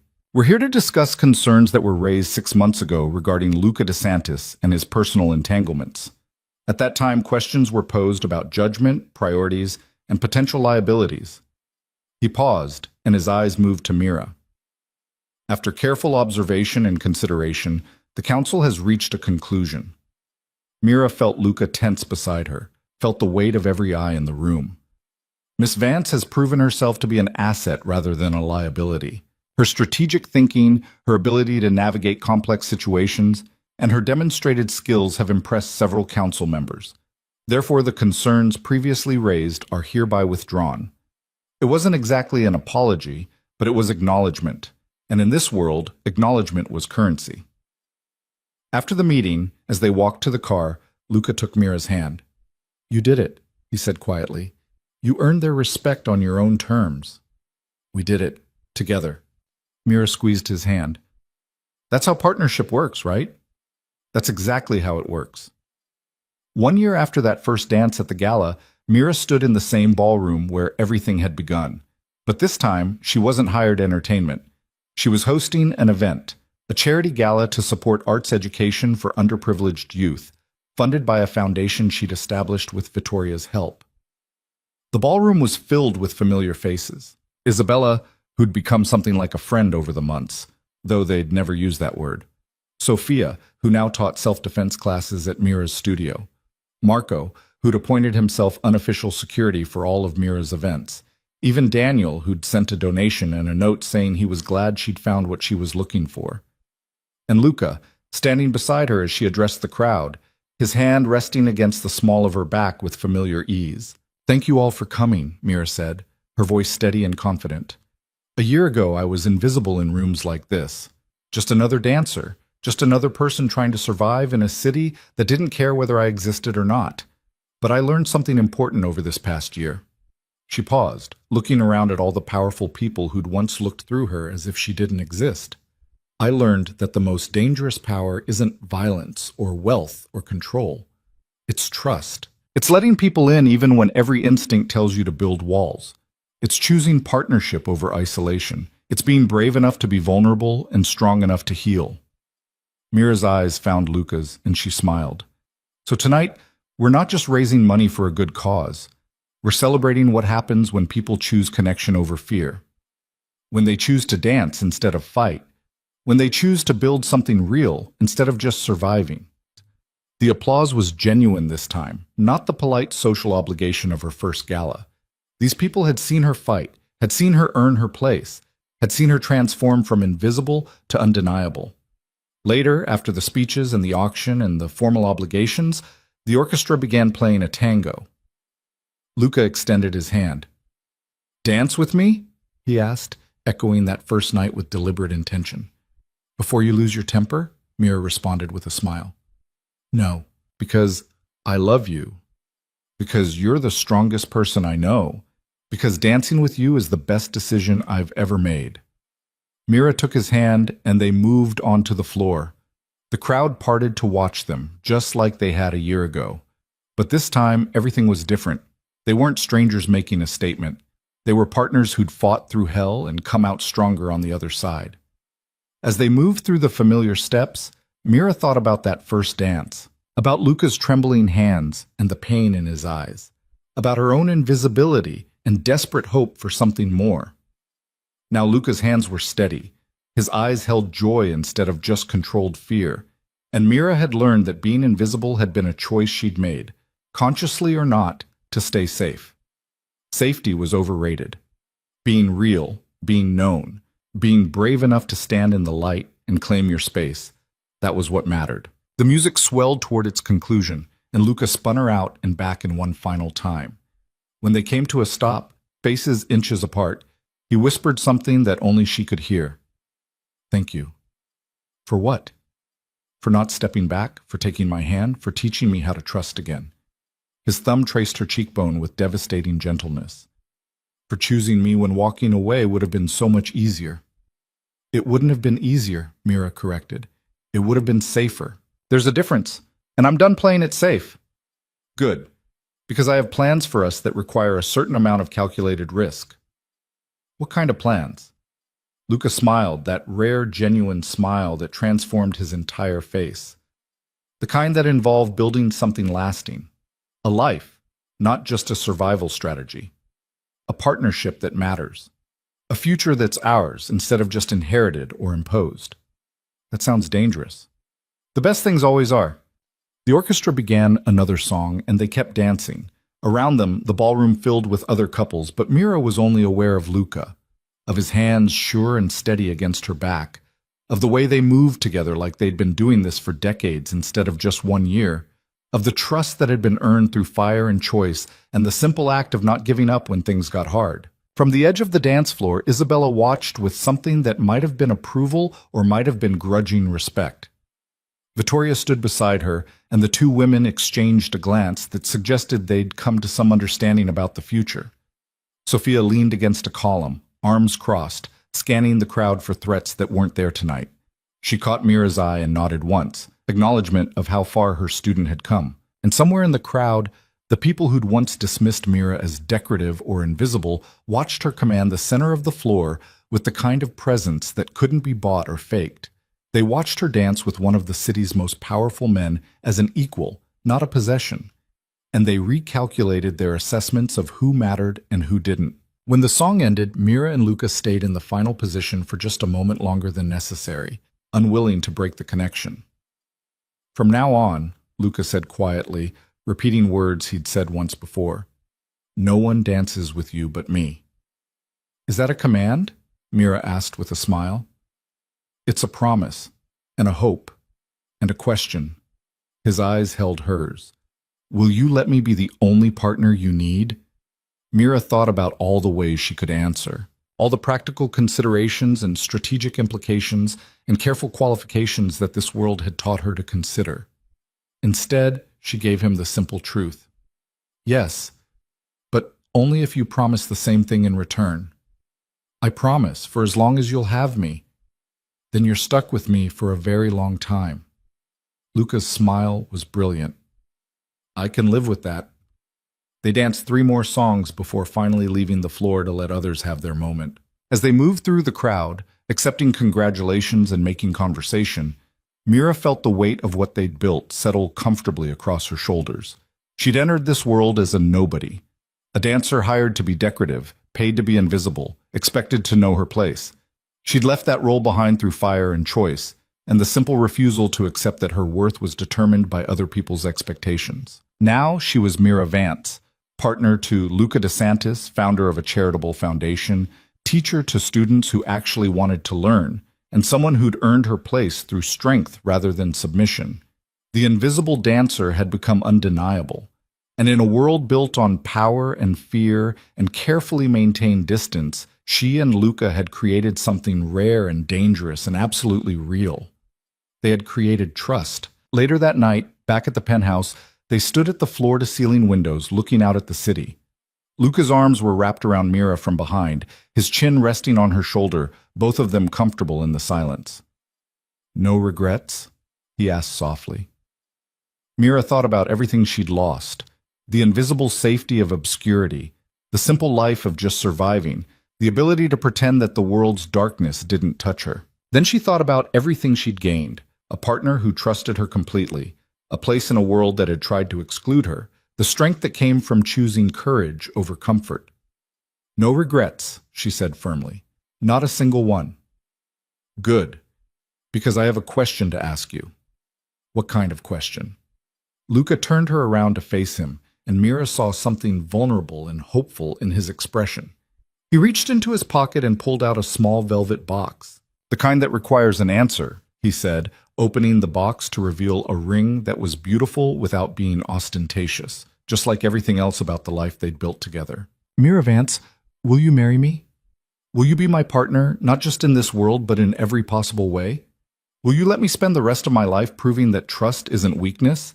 It's the greatest strength we have." Mira looked at the ring, at Luca's hopeful expression, at the life stretched out before them with all its danger and possibility and promise. She thought about that first night at the gala, when she'd taken his hand despite every reason not to. About the choice she'd made then and every choice that had followed. And she made one more choice. "Yes," she said, watching joy transform Luca's face. "Yes to all of it." As he slid the ring onto her finger and pulled her into a kiss that tasted like promises and possibility, Mira thought about how far they'd both come. From broken people hiding behind walls to partners brave enough to be vulnerable. From trembling hands to steady trust. From survival to something that looked remarkably like happiness. The city glittered beyond the windows, full of the same dangers and power struggles that had nearly destroyed them both. But inside the penthouse, in the space they'd created together, there was only light and trust and the simple knowledge that they'd chosen each other against impossible odds. And they'd keep choosing each other, every day, for as long as they both lived. Because in a world ruled by fear, the most revolutionary act was love. And Mira Vance and Luca DeSantis had built a revolution. One dance at a time, at a